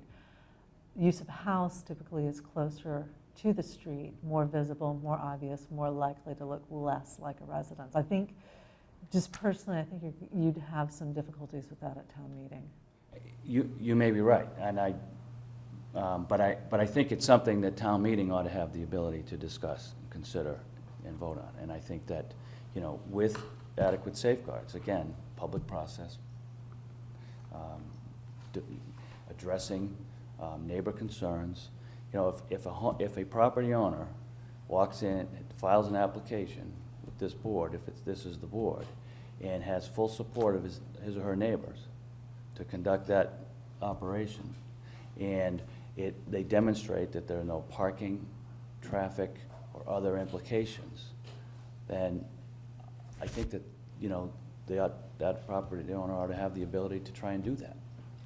And I think certainly that's a important part of the discussion that will take place at town meeting, Right. as to whether that should happen. But I would suggest that at least town meeting should have the ability to discuss that. I think in the reality of today's world, that those types of things can and do happen. And to the extent that they're happening, or could happen, town ought to have the ability to take advantage of that. Now, I see that what you're doing is, under use regulations, number 6 is accessory uses are permitted on the same lot. And that is a particularly important part of the zoning, and it's being significantly and very ambiguously changed here by adding this phrase, or on or within a structure on the same lot or on a contiguous lot that is in the same ownership. And frankly, I don't understand what it means, but I'm sure that a creative lawyer at some point is going to come up with a meaning that is not what we want. If I don't understand it, if I can't understand this accessory, the change to the accessory, I mean, it's hard enough to understand the current zoning, but adding this phrase that you put in, I don't understand it. I don't understand what the consequences of what you propose would be. Okay. What I've tried to do is in 3 locations address this, and as I'm listening to your comment, I appreciate the concern you're raising with respect to the issue of the language of paragraph 6. I think paragraph 7 and paragraph 10 are more important in terms of the language, because those provisions are more specific about what's allowed, how they will be allowed, and whatnot. So. Just to break in, I think one of the things that we have to do between now and the 15th is look at B, which is accessory uses in residence AA, A, B, and C districts, and see what expanding section 386 is expanding when looking at section 3B. I think what Ned just said is that the change to accessory use probably isn't necessary. Okay. That's what you said. Is that what you Essentially, said? I I heard you say less important. I didn't hear him say unnecessary. And I will go back and look at that and be happy to come back Okay. on the 15th and tighten that down. I hear I hear what Alex is saying. I agree that it's probably not necessary. I was trying to be as inclusive as possible to make sure that that the amendments would work together, but I think amending paragraph 7, Paragraph It 7. also I, gets, one other thing, it gets a little complicated. This home occupation bylaw currently is by a business certificate issued Right. by the town clerk. But in what you say and what you add is you throw in this special permit authorized by someone, but you know, that's the only place it appears. You don't provide for the special permit in the In way it section probably 6, should be yeah. provided for.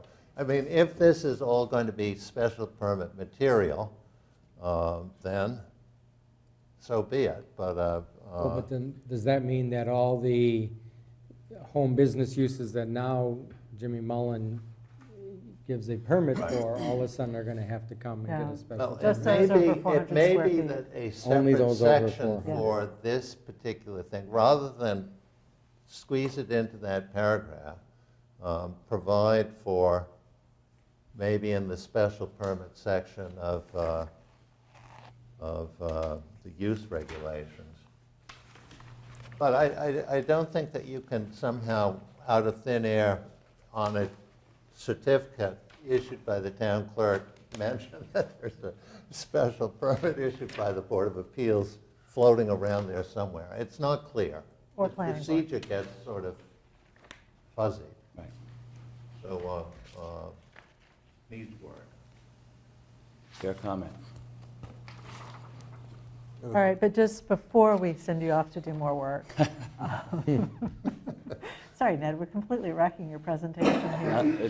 That's, I would rather have that discussion now, because it was my first effort to try Right. to do something. It needs to work, and it needs to work properly. So working to make sure that it answers the collective concerns here and beyond is important. Mhm. Hence, obviously, Okay, I just want to bring to the attention of those who don't have the document in front of them that under 3A 7I, which is the uses, you're adding as possible uses health, fitness, and wellness studios, daycare facilities, and professional offices.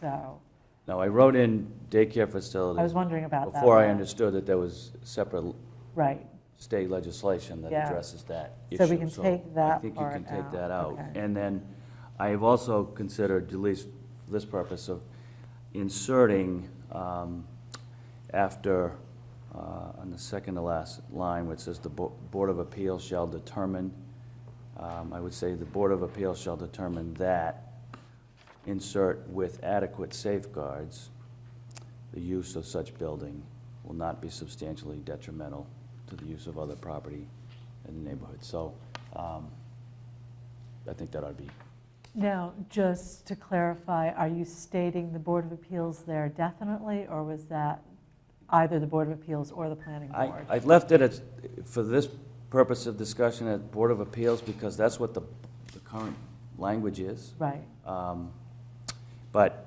I agree, if we're talking about the notion of a separate special permit process, then we want to make Then we sure that, probably- okay, want to recraft this in a way that addresses who the special permit granting authority is. right.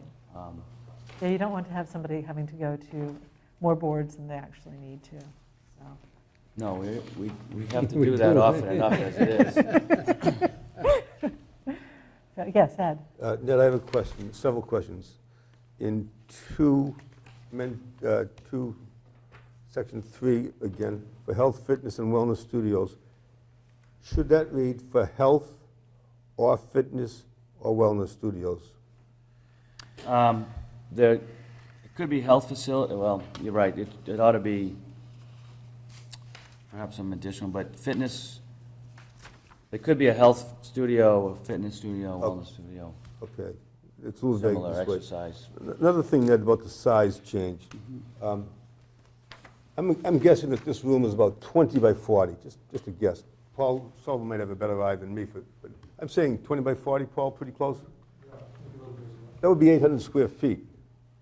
What on earth do you need 800 square feet for? I kind of can see what activity that would not be disruptive.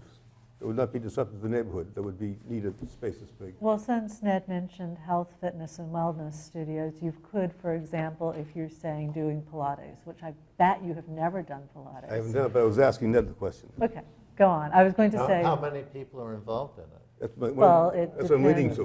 depends. The leader has to, the employee has, the employer has to live in the house. Right. So how many people, I mean, That's what I'm if getting you've to. only got 3 people exercising, it would seem to me that they could, If you were doing Pilates or ballet or Have the something floor. like this, I'll give you the floor back in Well, 2 seconds, yeah, so I can thank finish the statement. If you were doing Pilates or ballet or something like this, and you had an instructor up here, and you wanted to have enough room for everybody to feel comfortable, I would estimate you could fit 15 people in this room. In this room, yeah. but- Yeah, but- That would be just tight. to give you a That'd be general tight. idea. Okay, and now Ed, you have the floor. that's a because lot I of did- people. I mean, I'm interrupted gonna ask Ed. Ned what he the has floor. in mind for the use of 800 or 1,000 feet. Essentially, something that's described as that, 5 to 10 people with room to spread out and exercise with mats on the floor, perhaps some exercise machines. So there's room to set up different stations, A gym. in essence, In a small bathroom. gym. I have trouble with that. I have trouble with the size, Ned. You done with this? Here's a, we have another thought This room's about, only about 12 by 20. This The isn't- carpet tiles are a Yeah, foot it's more than square. 20. No, it's actually a 15 little by bit more than a 30 foot square. maybe. 30. I think it's less than 30. So I would 15 say by 30, 15 by I'm saying 30. 20 by 40, but 25. Oh, it's not 20 by 40, because that's not 20 feet by across. 40. No. No, this is 15 by 25, maybe, something like that. what does that get you? I think we're zeroing in on it. At any But rate, it makes my point anyways, but I just can't understand how that's going to be, fit that into a neighborhood and not be disruptive. to but the he's neighborhood. not saying 1,000 square feet. He's saying in the language, he's saying more than 400 square feet. So it could, because the current restriction is to 400 square There's feet. no more than He wants 1,000 to feet. up- Oh, sorry, I was do it looking more further than up. Where are 1,000 you? feet. No more The than idea is 1,000. to expand the Oh, there it 400 is. Between Sorry, I was looking 400 at the and top where it 1,000. says more than a, So you're limiting it I'm to, limiting it to a maximum of 1,000 square feet. Right. What I'm suggesting is that the person with the plan has to come before this board and demonstrate why 800 square feet, or 900 square feet, or 1,000 square feet. or 500 square feet. Or 500 is appropriate. How many customers they're going to receive and serve, what the traffic and parking issues are, what the noise, if any, would emanate from the building, and particularly that the neighbors have reviewed it and understand it and are comfortable with it. And with respect to that, if all of those questions get answered appropriately, then the board would have the ability to grant that. I'm not saying in this case that we simply expand the area to 1,000 square feet without making sure that all of those things have been accounted for. Right. I find it- Currently, you can use 400 square feet with simply a certificate from the clerk. Right, so and because you're limiting it to a maximum of 1,000 square feet, somebody could come in for a use that requires 500 Yeah, or 1,000. or 1,000, but they can't come in for more than 1,000. I understand, but 1,000 square feet is big in the residential It's only neighborhood. 20 Seems by to me 50. that you point out the standard that this board should use, but there's no standard currently in the zoning which would guide us in determining whether or not to issue this. And this is the problem we always have, that I pointed out that applicants come in and we say, well, we'd like to see this because we think it's appropriate. And they say, that's not in the zoning. What are you talking about? You can't do that. We'd like to have standards in the zoning which guide us in making our decision. Because But we without do have the standards- opportunity to, to use discretion when we do these things. It doesn't have to go to the letter of the law. We can use our discretion in wanting something or. Yeah, but if it's something that's not mentioned anywhere in the Right. zoning, it gets quite. I mean, I think that you're right, but it's better if we are simply enforcing the zoning rather than enforcing what we think would be nice. It's also good if applicants have a reasonable expectation of what they have to provide to us before they show up. Yeah. So, that they know that, for example, I see that it still requires a floor plan, which is excellent, but applicants should know that they have to provide us with a floor plan with whatever else we require in order to Yeah. make our decision up It's front. in our, so. it's in our bylaw, but one of the things that It's in our I, rules and regulations, it's not in our zoning, it's different. Look under 10. under. I did 10, look under 10 to 10. say. I'm saying that it still contains the floor plan, which is in fact under 10, I agree. Okay. But that there may be more things that we wish to require, in which case it's helpful if people know what that is in advance of their application. If indeed we're going to consider expanding the floor area, that it allows some more uses that might have more neighborhood impact, I can see the special permit or process or something. But I suspect that if the people who now get certificates from the town clerk's office and pay $15 or whatever, $50. $50 for their certificate, Well, All actually, it's this- 200, but covers 4 years.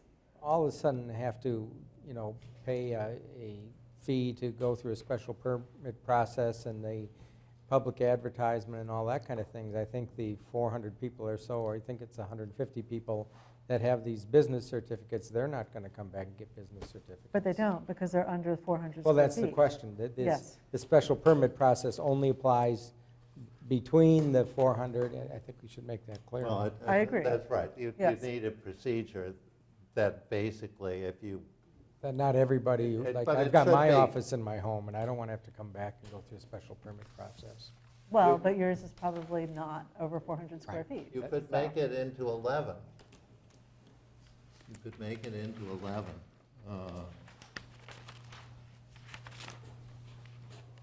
And do put it all in there. On a new 11. The new as opposed to- 11. That's, yeah. That'll bump my B and B to 12. I've already got a claim on Oh, we 11. see You'll who have to gets move in it to first. 12. Well, we'll just have it section blank and it'll get filled in if it, We'll see how the Pass it. agenda is numbered next time we meet. I'm happy to follow. The number doesn't, right. You may want to be So ahead, this would be a actually. special procedure for home 400. occupations in excess of 400 square feet. Yeah. Yeah, I think a new 11 makes a lot of sense. That clarifies it for people.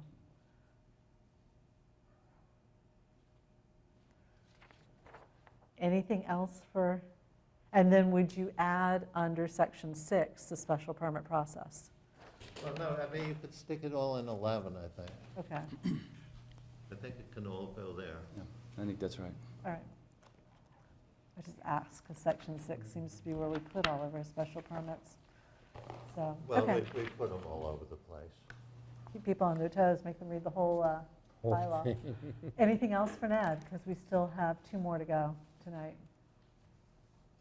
That's it. This is a good start. Will you be able to be back here on the 15th? Yes. Great. No, I appreciate that. I will do that, and we'll be back before you for other business on the 15th, so Great, I look forward to being here. absolutely. Thank you for coming Thank you in. for having me. I Hope we were appreciate it. helpful. Very helpful. Nice to see you all again. All right, so we have 2 more zoning articles and 1 other item on our agenda. So the next one is the assisted living. Bob, welcome. Introduce yourself for the cameras. Good evening. I'm Attorney Bob Sheffield from Milton, and I came before the board 2 months ago and suggested that the board consider putting something in the next town meeting which would authorize and permit assisted living or nursing homes. After that proposal, I drafted this article for consideration by the board.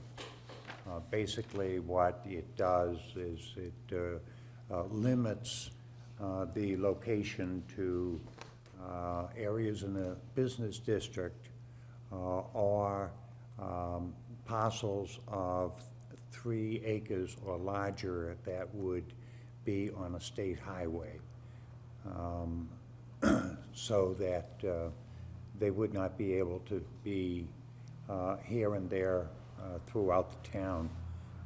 But say on Route 138 or Route 28, there might be an appropriate location that these would be appropriate, while it would not allow it to be in the roads, the regular neighborhoods within the town. We mentioned an addition of section 3A11. Yes, I noticed that you This is the have third time claimed. tonight that 3A11.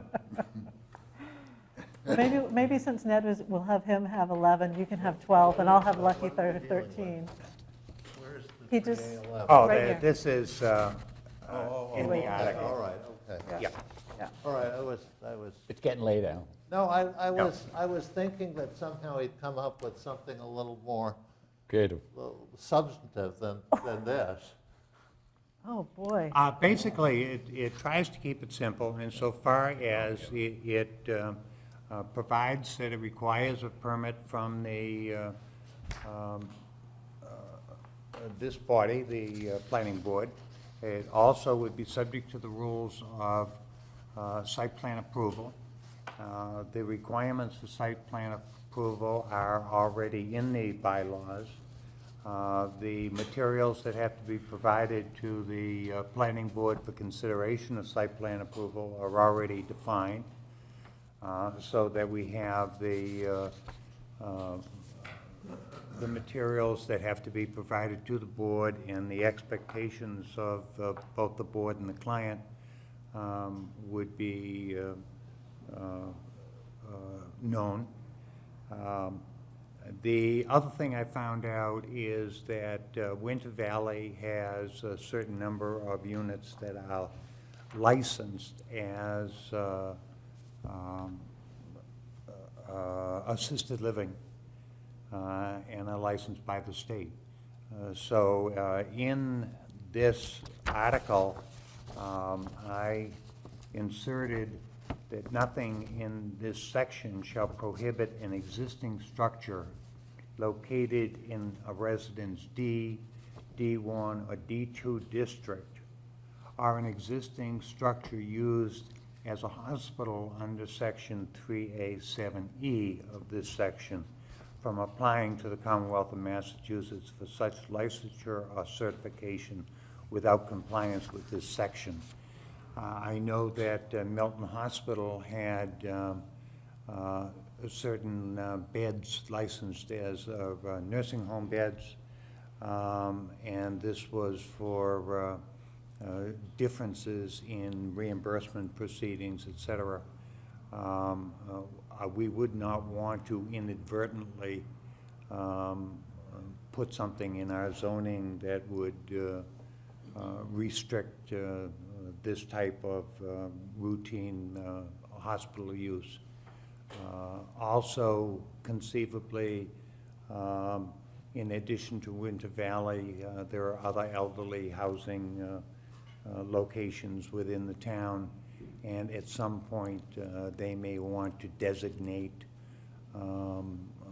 certain of their units as being either under the nursing home or under the assisted living licensure acts. So essentially we put that out. I have to challenge you on one part of your definition. You'd said that you were going to limit possible locations to existing business districts and 3-acre lots having frontage on a state highway. Yes. And then noted that that would keep it assisted living from being in regular neighborhoods. I would just like to mention the number of regular neighborhoods that are located along state highways. Oh, I know that. No, they Just call definitely your are. attention to They that. definitely are. Okay. There's no question about that. Right.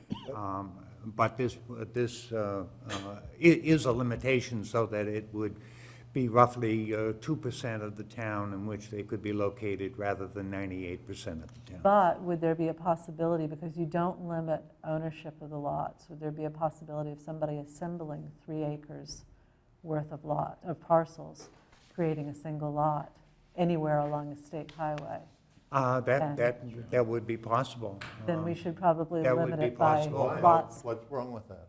If it's in the right place. I mean, But for but- instance, right. across the street from Milton Hospital, there's a big piece of undeveloped land that a number of assisted living developers have looked at. On a state highway. No, I understand that Right. this is what this says, but I'm suggesting that the site across from Milton Hospital should be allowed. Because that would be a dynamite location for an assisted living facility next to Winter Valley. Yes. Next to the hospital. Right. I agree that I don't like the restriction to state highways. And so then you have to figure Yes, out how you're going to restrict it, Okay. precisely. Then we could have three possible areas. Number one would be in a business district, Okay, okay? Number two would be. Why put it in a business district?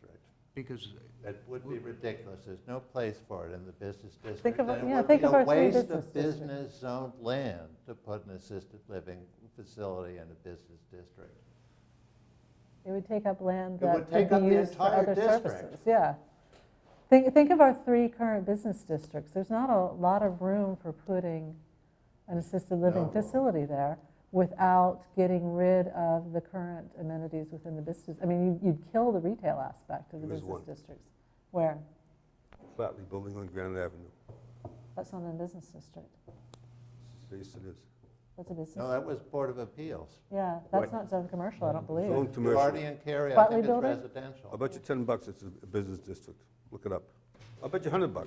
No, I'll bet you $10. What's that No, in? I don't think we can do it on TV. Or on town what property. parcel is that? The Flatley building. Right next to the Ponset Yeah, River, I Bonnie think and it is Carrie's commercial, old isn't it? lumberyard. Bonnie and Carrie's. Oh, does anyone in the back? Well done, a zoning map. Right. I didn't realize we Yeah. rezoned it as Business. commercial. Thank Very you. nicely done. Thank Good you job, again. Ed. Thank goodness we Business? were on TV. So anyways, Now, where's the $10? Come on. that gets us off the track. Okay, Sorry, so sorry. number one would be a business district, I think, Okay. because this would be more than likely a for-profit entity. Number two would be on the state highway, which would limit it. And number three would be a parcel of 10 acres Are there other any good location in sites the on town. the state highway where you think this might be located? Yeah, I think there's a very good possibility on the Randolph Avenue, up near the horse farm, Is would that a be an single, I excellent, apologize. excellent location. Is that at frontage on Is that a Randolph? single lot? Frontage, or is it all back behind? I think that they would have to have frontage, or at least have Have to buy some access. frontage, I think. Is it a single lot, or a single parcel? Well, Let's it- not define, confuse Remember lots that- and parcels. That we consider multiple assessors lots that are in common ownership as one lot. Okay, so here's my question. So it's- Let me return back to my question, is what is to prevent somebody from assembling a lot of 3 acres, a common parcels, common ownership parcels of 3 acres anywhere along the state highways? Then- In all those because I'm just going back to what you said specifically about keeping this from being in residential neighborhoods. This zoning does not prevent somebody from coming up and assembling 3-acre parcels anywhere along these state highways in a residential neighborhood. We could put in the requirement that, that it's a 3-acre parcel I'd put- as of yes. December 31st, Exactly. 2011, or something I would along put that in a line. date of common Then ownership. that would be fine. I'm still looking at the idea of not restricting it to the Mike state. Salamondo, I think, has 3 acres, doesn't he? I think that would be an excellent 2? location. One Well, 38? I just, I don't know if he's I- got 3 I- acres there. 2, we had a comment from Mr. Sullivan that it's 2. All right, That would make an But excellent that'd be a location good site in my for mind. something. okay, but then if he doesn't have 3 by the date, we have to be careful about dates. Then So we I go just, to Right. 2 I and a just half. think That's we right. need to look at our definition a little bit more carefully, because as you say, the lot across from the hospital that is not on a state road would be a very interesting lot. No, There by may be other that, ones. I'm suggesting a third possibility, and Ah. that is elsewhere in the town on a lot of not less than 10 acres. And do we have such lots elsewhere in the town? We have one that is across the street from the hospital. That is not less than, okay, That is more than 10 acres. okay. The old denominator, Pardon me? the old denominator property? I Yes, think it is. yeah. The denominator property, and it's between Winter Valley and Milton Hospital, and that would make, I think, an excellent site. All right, but then if we extend our definition to be lots of not less than 10 acres, are there other not less than 10 acre lots in town that could then have an assisted living facility put on them where we maybe don't necessarily want one? I have a lot of 10 acres. Would you like to put an assisted living facility Sure. on it? Okay, fair Sure. enough. You have a Sign lot up of there. 10 There you acres? go. More Absolutely. than 10 This, acres. What? More than 10 acres. Then you could put an Al's assisted living facility. We'll all move up Great. there, Al. You move Maybe right I in. should recuse myself. Everything signed. Al's assisted living. I'm It would just, obviously be subject to site plan That'll approval. Right. assist It would you. be subject to planning board. special permit. Right. Special permit. Because I noticed you have a permit, but site not plan. special permit. What? That site plan review in here. Site plan and he says permit, It's a but I think he special means permit. special It permit. does mean special Yes, permit. exactly. So there'd That should have be to further, a hang on, procedure. hang on, we'll take comments in a second. I just want to, I'm pushing you on the definition because I want to make sure that we've considered all of the consequences of Yes. whatever definition we use. So I'm not trying to be too pushy, but I think we need to consider what we're allowing and what we're not allowing. We're look allowing at a this. commercial entity seeking to make money from, providing services to a certain clientele. Right, and I want to make sure that we understand where we're allowing that to happen. I think it's right, because it is a commercial use in a in all residential zones. Yes, it is. Except maybe the B zone. I don't think there's any B zone. There is a B D zone, but zone, no, it already has commercial use in it. No, D zone definitely would apply. Yeah. Why D? D, because, for example, Winter Winter Valley has assisted living now, Oh, okay. and they should be able to designate more units or less units Or build them. Fuller have, do they qualify? They They have any could assisted living? qualify, but they do not provide assisted living. They provide some additional services, but they specifically avoided the assisted living at Ed, the I present think I time. saw your hand up. No? Paul, I saw your hand up. Yeah, I just Did you wanted have a to quick say, question? maybe one of the criteria would be have to apply to an existing elderly complex. Zoning Interesting is- idea. And Dezoning, one of the other dezonings, that would cover the hospital property. Okay, that's an interesting definition. What about Thank you. Curry College? They've got a school of nursing. Could they tie in assisted living? We could slip one in. Sure. But I don't think you slip one in. I don't think they need, I mean, it's an institutional use. I don't think they need our permission necessarily. Well, It's an interesting question. but if Is they're under, doing it for profit, they will lose their 501c. They'll use but they that- might not do it for profit. It might be a 501c3. Well, in which case we admittedly, wouldn't. but then they can use the existing zoning. Right. I mean, the question is, these are places that plan to make some dough from this use. Right? Well, And Uh, provide, most and provide a service And to provide a current useful residents. service. Yes, yeah, Most service providers do use a profit right. motive. But As do the- most businesses. Identifying this as a commercial enterprise is important because that's what it is. It's not a charitable endeavor. This is a profit-making activity, and they fully intend to make profit. And Right. I think that, there are many for-profit activities that are great. I mean, the trash gets picked up by a company that makes a profit.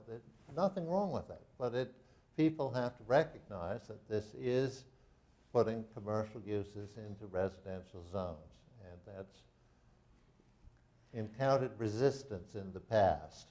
I would And I prefer- think the board has to Understand that. decide to, I mean, if the board wants to support such a thing, it has to I think it has to address that. I know personally, I would prefer for them to be for-profit activities, because I would rather Taxes? get the property taxes than take more of our land, which we also already have a lot of nonprofit, Yeah. land that's tied up in non-taxable uses. I would love to make sure that we're getting tax benefits from this kind of development. And as envisioned, these would be fully tax-paying properties. Also, for people that have parents that are in need of this type of facility, Right. I think that there's a real dearth of available locations in Milton. On your actual article, I don't think there's enough process information. I don't think there's enough guideline, there's no good design guidelines in here, for example. There's no idea of massing or lot coverage, any open space requirements, any of the usual things that we have in our special permits. So I think this needs to be fleshed out a little bit more Okay. in order to incorporate those things. If we're going through a special permit process, I want to be able to do things like say, all facades must be treated with equal care. Might even go a little bit further. I'd like to know how much open space is going to be on the property, how much coverage will be allowed to parking, how much building coverage there's going to be on, what are the height limitations. So all of that needs to be fleshed out in here. Bill, we had suggested and asked if you could use your network again to see if some other things, have you had a chance to do that, to see what other towns have dealt with? I haven't, I just haven't Hold them collated the together? whole thing and put it together like that. 'Cause I'd like to see if there's some that have, more requirements or Yeah. more. I've looked at numerous towns, and there is specific absence of any. Assisted living? Yeah.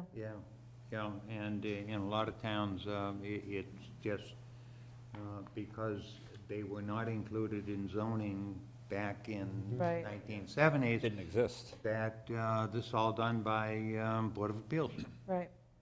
And this would be the route that the one nursing home that exists in Milton went through. It would be the logical route for an assisted living facility or another nursing home to have. I think it would be better for the town if it went through a regular planning board process. And I don't disagree, and it's one of the reasons I want to add the information that we normally have in a special permit to this. Yes, I think you may want to look at adding like a D3, because that would go back to each of the questions that you're asking for. okay. D3 where? So You we've go back got D1 into- and 2. Look under section 5 and you'll see all the different, Section 5. that goes into building heights, Yeah. in the different residence districts. Try page 53. Building Yeah. heights in resident D districts. And then That's it goes in and specifically- makes D1, D2. You could potentially pick up a D3. The building in, Oh, okay. Side yards, lot frontages, building coverage, moving into section 6. Yeah, well, this is, Full right. village should flesh most of that stuff out for full village. Yep. Yeah, Yeah, but that's what this should look like. It should be a Fuller Village, Winter Valley Right. article, rather than this. you come in with a D. D. and Setting out the standards The that the board will difficulty- apply and et cetera. The difficulty with that is that it would require a change in the zoning map anytime, If we established a new district. yes, to establish a new district. The difficulty in that is it would usually take a year and a half lead time to propose something, because it would have to go to town meeting on a piecemeal basis. That is very cumbersome. I think And attached it's also cluster very is impractical. attached cluster is in that section, and it's K. And, you know, it has all the stuff fleshed out, and that's an overlay.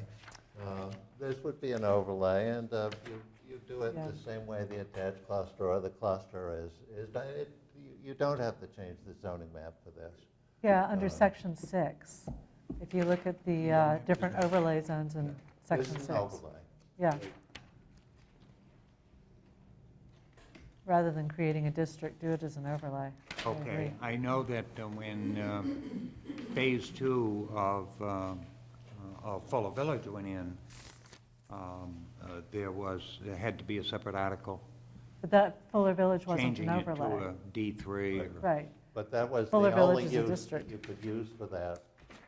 In an E district, this is the only use you can Right. do. But here, you can run a stable, or you can do something else. Okay. Yeah. Well, why don't I try and flesh this out before the 15th and get it to you, and you'll be able to consider it Perfect. further at that time. That'd be great. Excellent, Thank you very excellent. much. Appreciate it. All right, 2 other items.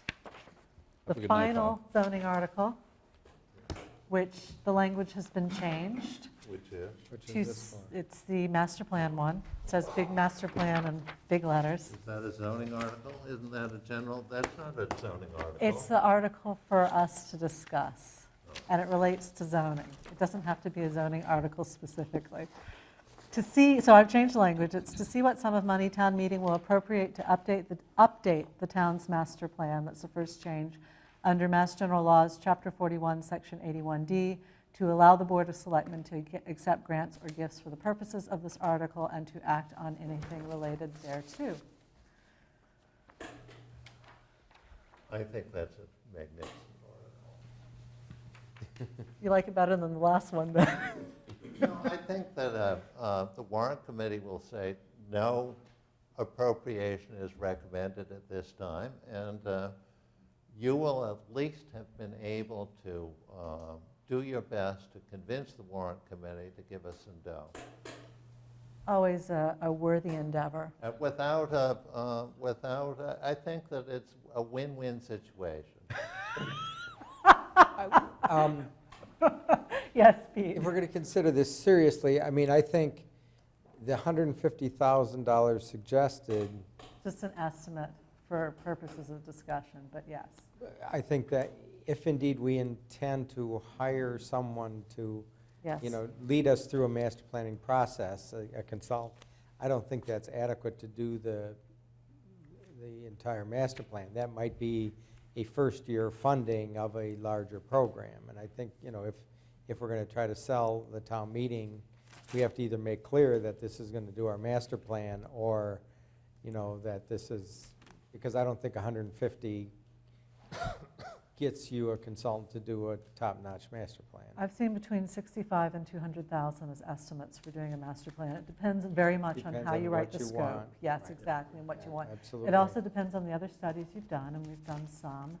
A master plan includes studies of the town's facilities, and I know that they've appointed, the Board of Selectmen has appointed a committee to look at the fire facilities, fire station facilities. There's also the new consolidated facilities department coming online, and I believe that they are we've done the library, we've done the schools. I believe the consolidated facilities department has their own money to do, or is asking for their own money to do that portion. So it may be that we will be able to assemble some of the pieces from other plans and not need as much as would otherwise be required. My hope was to get the board's approval to send this to the Board of Selectmen to put it on the warrant. The warrant committee's all-day meeting is in February, which gives us time to refine the amount of money we would actually need to do such a study. But given the discussions we've had just today about the various uses that have been proposed throughout town, and I think it's interesting that of these 3 major articles, all of them would extend commercial activity into residential neighborhoods in various forms. I think given some of the discussions we've had in the past few years, about land use in town, and also the changing circumstances. I was actually thinking about our current master plan, which was done in '74 when Gerald, and updated in '77 when Jimmy Carter was president. And I'm just thinking of all of the changes that have happened in the world since then. And it might make a lot of sense to relook at some of the aspects of the master plan. As I've said, we've completed some of the issues that were originally identified. We haven't completed others, and the world has, in many ways, substantially changed. In other ways, it hasn't, and I think it's about time that we looked at it. You know, this may very well go down in flames at the warrant committee. It may very well go down in flames at town meeting, but at least it gets it started. The last time this was discussed at town meeting was when a citizens article was brought forward to do master plan, and if you remember, the citizens, I don't think it actually understood 81D or had thoroughly read 81D and proposed a process that actually wasn't consistent with the state.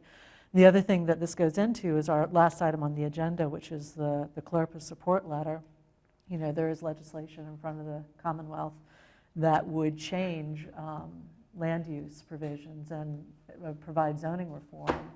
And whether that passes or not, we need to be looking at what Milton's doing. But if it does pass, there is a possibility, A, that we would need to revisit our zoning anyway to look at that, and B, there might be some additional funds, which is why I added the language of the Board of Selectmen accepting grants, because it is possible we may be able to get some grant funds. But we won't know that until after the deadline for this article is passed, which is why I was reluctant to assign a real number to it and gave a nice round number for initial discussions. I wanted to give a sense of what the magnitude could be without committing ourselves to a number until we've had a chance to see what's happening on that. So obviously we're not voting on anything tonight, just in case, but I would certainly appreciate it if you guys would give this your consideration for our next meeting. Well, I think the idea of getting started on some kind of a master plan work is a good plan, but how we go about it and what's in the scope and all those kind of things. And we have time to refine the scope well before the Maytown meeting. So we'll need to get the number by February, but we have time to work on refining the scope between now and then. And you know, Pete, you had suggested the possibility of a multi-part process, and that might be another way of doing it, is rather than requesting an appropriation for the entire thing in the first year, is do a portion of it in year one and a portion in year two. There is always the danger of extending a process out too long, especially a process that would require this much significant input. But you could do the appropriation for it over 2 years and then Because typically a design the master process. plan's a 2-year process or something Yeah, anyway. it could well be a 2-year Rarely process, is done yeah. in a I don't year. think you'd want to extend it beyond that, but it could easily be a 2-year process and have plenty of information for us. But, you know, the other thing that a master plan covers is transportation and traffic circulation, and we have had that study in East Milton that has generated, I think, some controversy in its recommendations.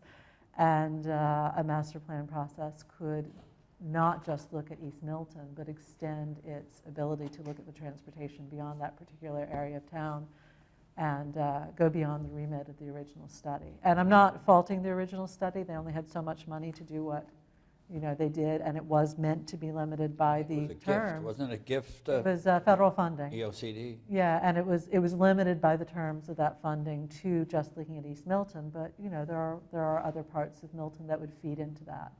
So any more discussion before next meeting? If not, the CLRPA letter.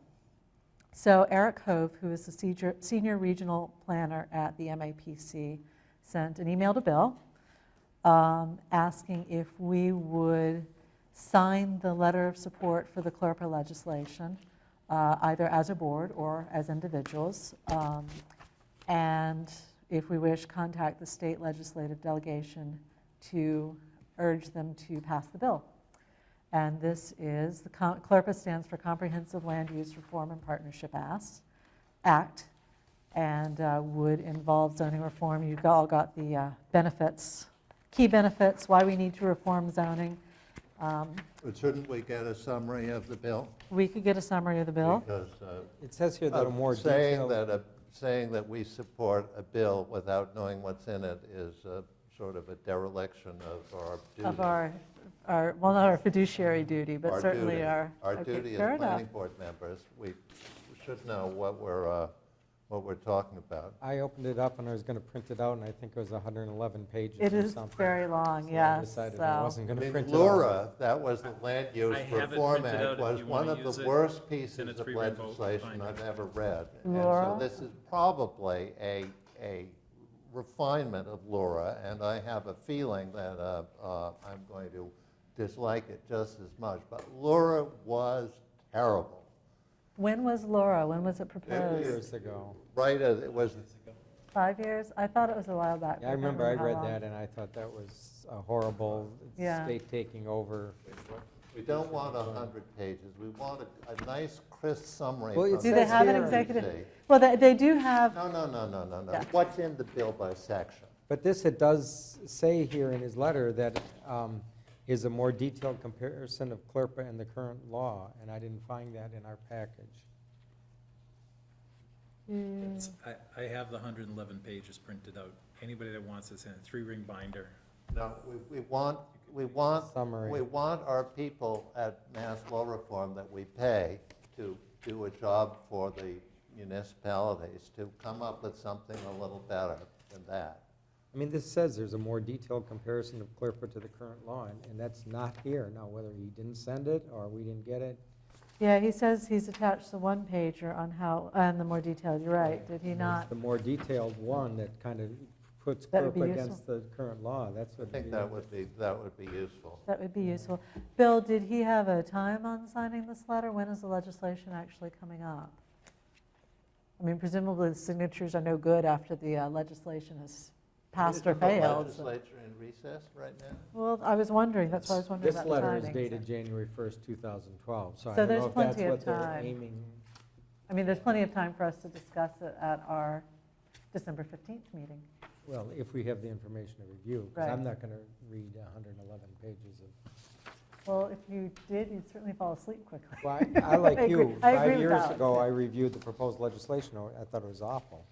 And I'd like to see a summary or something of what's proposed now, but I don't know if Right, to see Okay. how these people have gotten religion. So why don't we, in the This will be person good, Bill. of Eric, of Bill, ask Eric for a, Bill loves his job. if we could ask Eric for the detailed comparison, Bill, that would be very helpful, I think. Yes? All right. We adjourn. I have one more thing that I want to bring up before we Will you adjourn. allow your privileged motion to stand down for a moment? Yeah, I'll stand down Okay. for a moment. I understand that, Second. Now. that the special town meeting is going to be taking up the Community Preservation Act Yes. with the notion of putting it on the ballot in April. I think we, in between now and the special town meeting, should take up and, either have a recommendation or a position, or at least should discuss Mhm. what our thoughts are related to the CPA. So that should be on our agenda between now and the special town meeting, so we know how we're going to respond. I agree. The special town meeting's January 30th.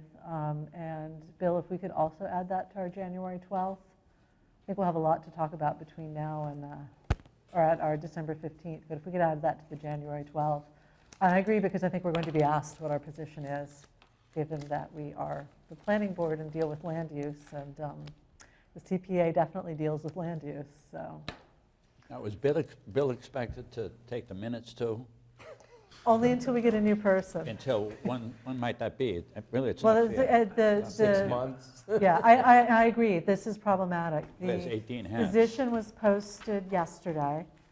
I have asked, Kevin and I spoke yesterday morning, Kevin Myrn and I've asked him to keep us informed of what's going on. If I'm available, I'd like to be part of the interviews, but I don't know what the interview schedule is yet. So I'll keep you updated. But my hope is that we get somebody who will fill the position as soon as possible. So. And will it be the same position that Diane filled partial with the ZBA and the? No, they've been posted separately. They were originally So separate this is a positions. separate part-time position? Yes, they were originally One person separate. may get both, or? No. They're No. going to be So done it's as a separate. part-time position and all Yes. that they're going to be They've responsible. they've retooled due to her retirement.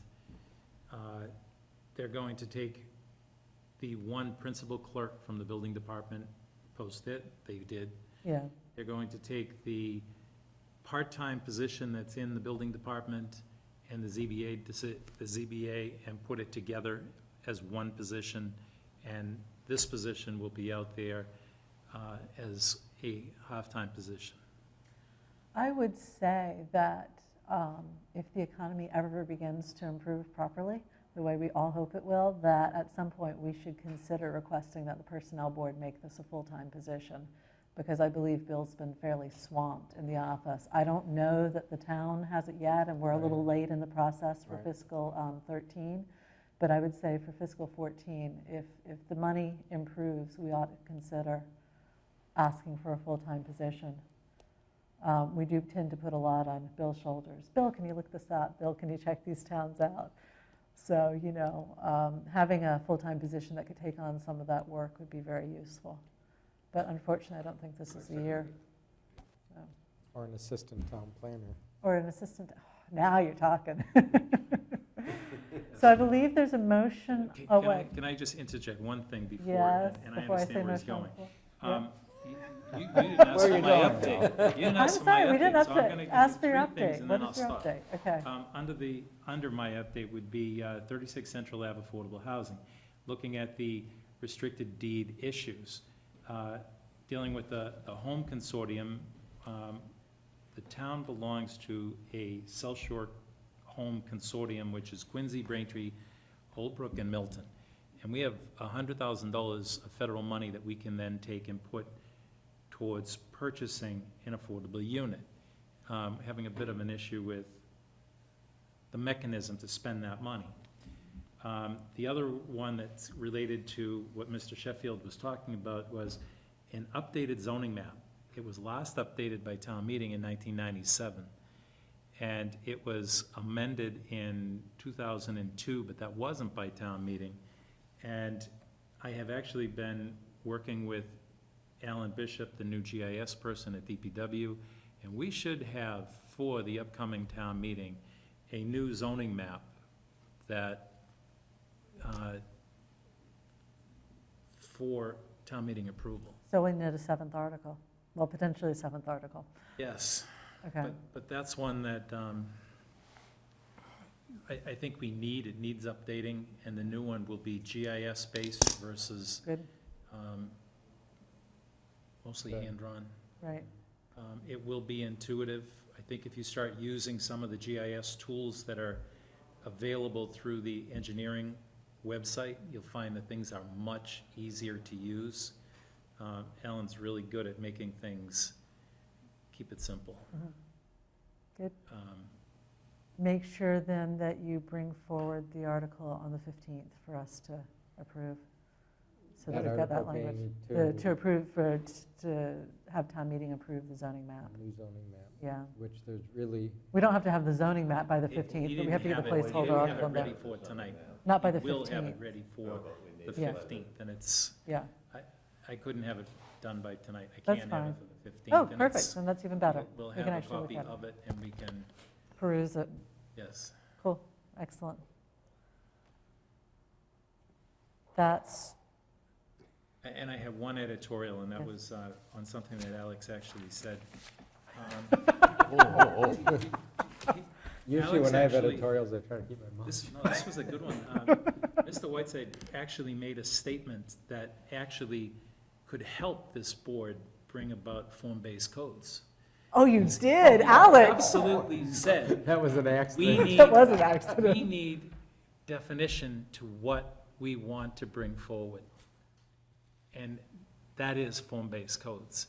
That is, how big can something be? And Form-based, oh, go I'm ahead. shocked that, But Alex would propose Well, I such a think thing. that, thank you. And I will work on it. When will you have it ready? There you go. On that, I think I will ask for a vote on the motion on the table, which has been seconded to adjourn. I'll second it again. Okay, That's unanimous.